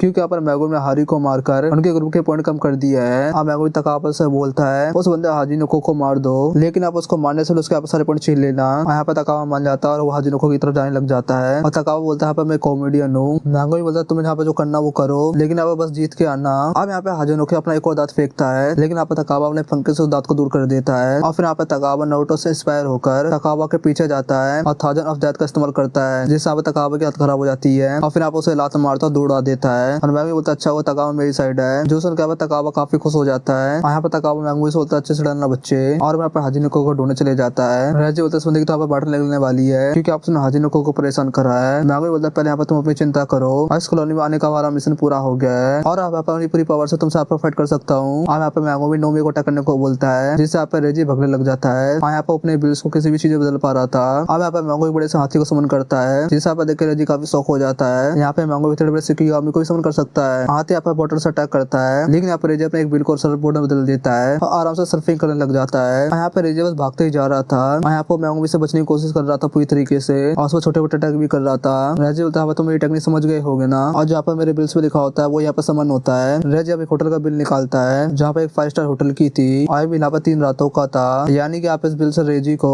3 रातों का आराम मिल चुका है। लेकिन यहाँ पे मैगोमी काफी ज्यादा थका हुआ है और यहाँ पे उसने काफी सिकिगामी को समन कर लिया है। मैगोमी बोलता है सिकिगामी तो हमेशा इस्तेमाल करता है, दिक्कत तो बस यहाँ पे हाथी की है, उसको इस्तेमाल करने में काफी ज्यादा एनर्जी बर्बाद हो जाती है। और रेजी बोलता है आप तो सिकिगामी से नहीं बुला सकते और यहाँ पे हम दोनों के पास कोई स्पेशल अटैक नहीं है जिससे आप हम दोनों की फाइट खत्म कर सके। मैगोमी बोलता है तुमने बिल्कुल सही कहा और अब यहाँ से मैं जा रहा हूँ। और इतना कहकर मैगोमी न्यू को समन करता है और यहाँ से उड़ जाता है और रेजी आप उसके पीछे 2 ड्रोन छोड़ देता है और यहाँ पे एक स्कूटर से उसका पीछा करने लग जाता है और यहाँ पे वो फोन से ड्रोन की फुटेज देख रहा होता है और मैगोमी का पीछा करते करते रेजी जिम के पास आता है और सोचता है मैगोमी का यहाँ पे उसे फंसाने की कोशिश तो नहीं कर रहा। और जिम यहाँ पे काफी खाली जगह थी जैसा यहाँ पर मैगोमी ने सोचा था। रेजी बोलता है तुम यहाँ पे क्या प्लानिंग कर रहे हो। मैगोमी बोलता है यहाँ पे प्लानिंग तो तुम कर रहे हो। तब यहाँ पे 2 ट्रक दीवार तोड़ते हुए मैगोमी की तरफ आते हैं और तब यहाँ पे मैगोमी के सर पे काफी सारे गमले लग जाते हैं और यहाँ पे रेजी मैगोमी पे एक डंडे से टक्करने की कोशिश करता है, लेकिन यहाँ पे मैगोमी की तलवार से उसको रोक लेता है। यहाँ पे रेजी में सारे बिल का इस्तेमाल करने लग जाता है और जितना भी यहाँ पे सामान होता है वो मैगोमी की तरफ फेंकने लग जाता है, जिस वजह से यहाँ पे मैगोमी की हालत काफी ज्यादा खराब होने लगती है। और रेजी तो उसके बनाए ऑब्जेक्ट है वो भी यहाँ पे सिकिगामी की तरह ही होते हैं जिन्हें यहाँ पर अपनी मर्जी से कमांड दे सकता है। रेजी यहाँ पे मैगोमी सोचता है अपने पॉइंट आप मुझे दे दो और यहाँ पे इसके लिए यहाँ पे मैं तुम्हें आसान मौत दूंगा। मैगोमी बोलता है बैरे टेक्निक यहाँ पे काफी मुश्किल है, लेकिन यहाँ पे जिम को बैरे की तरह इस्तेमाल करेगा। डोमेन एक्सपीरियंस चिवेरा शैडो गार्डन ये सब देखा पर रेजी काफी शौक हो जाता है। उसे यहाँ पर लगाता मैगोमी कोई छोटा मोटा सोर्सर होगा। मैगोमी बोलता है मैंने यहाँ पे कभी नहीं कहा, मेरे पे कोई स्पेशल अटैक नहीं है। और ये एपिसोड इसी तरह पे खत्म हो जाता है। कैसा लगा आज का एपिसोड कमेंट करके जरूर बताना और अगर वीडियो देखो वीडियो को लाइक भी कर देना। चलो मिलता है नेक्स्ट वीडियो में।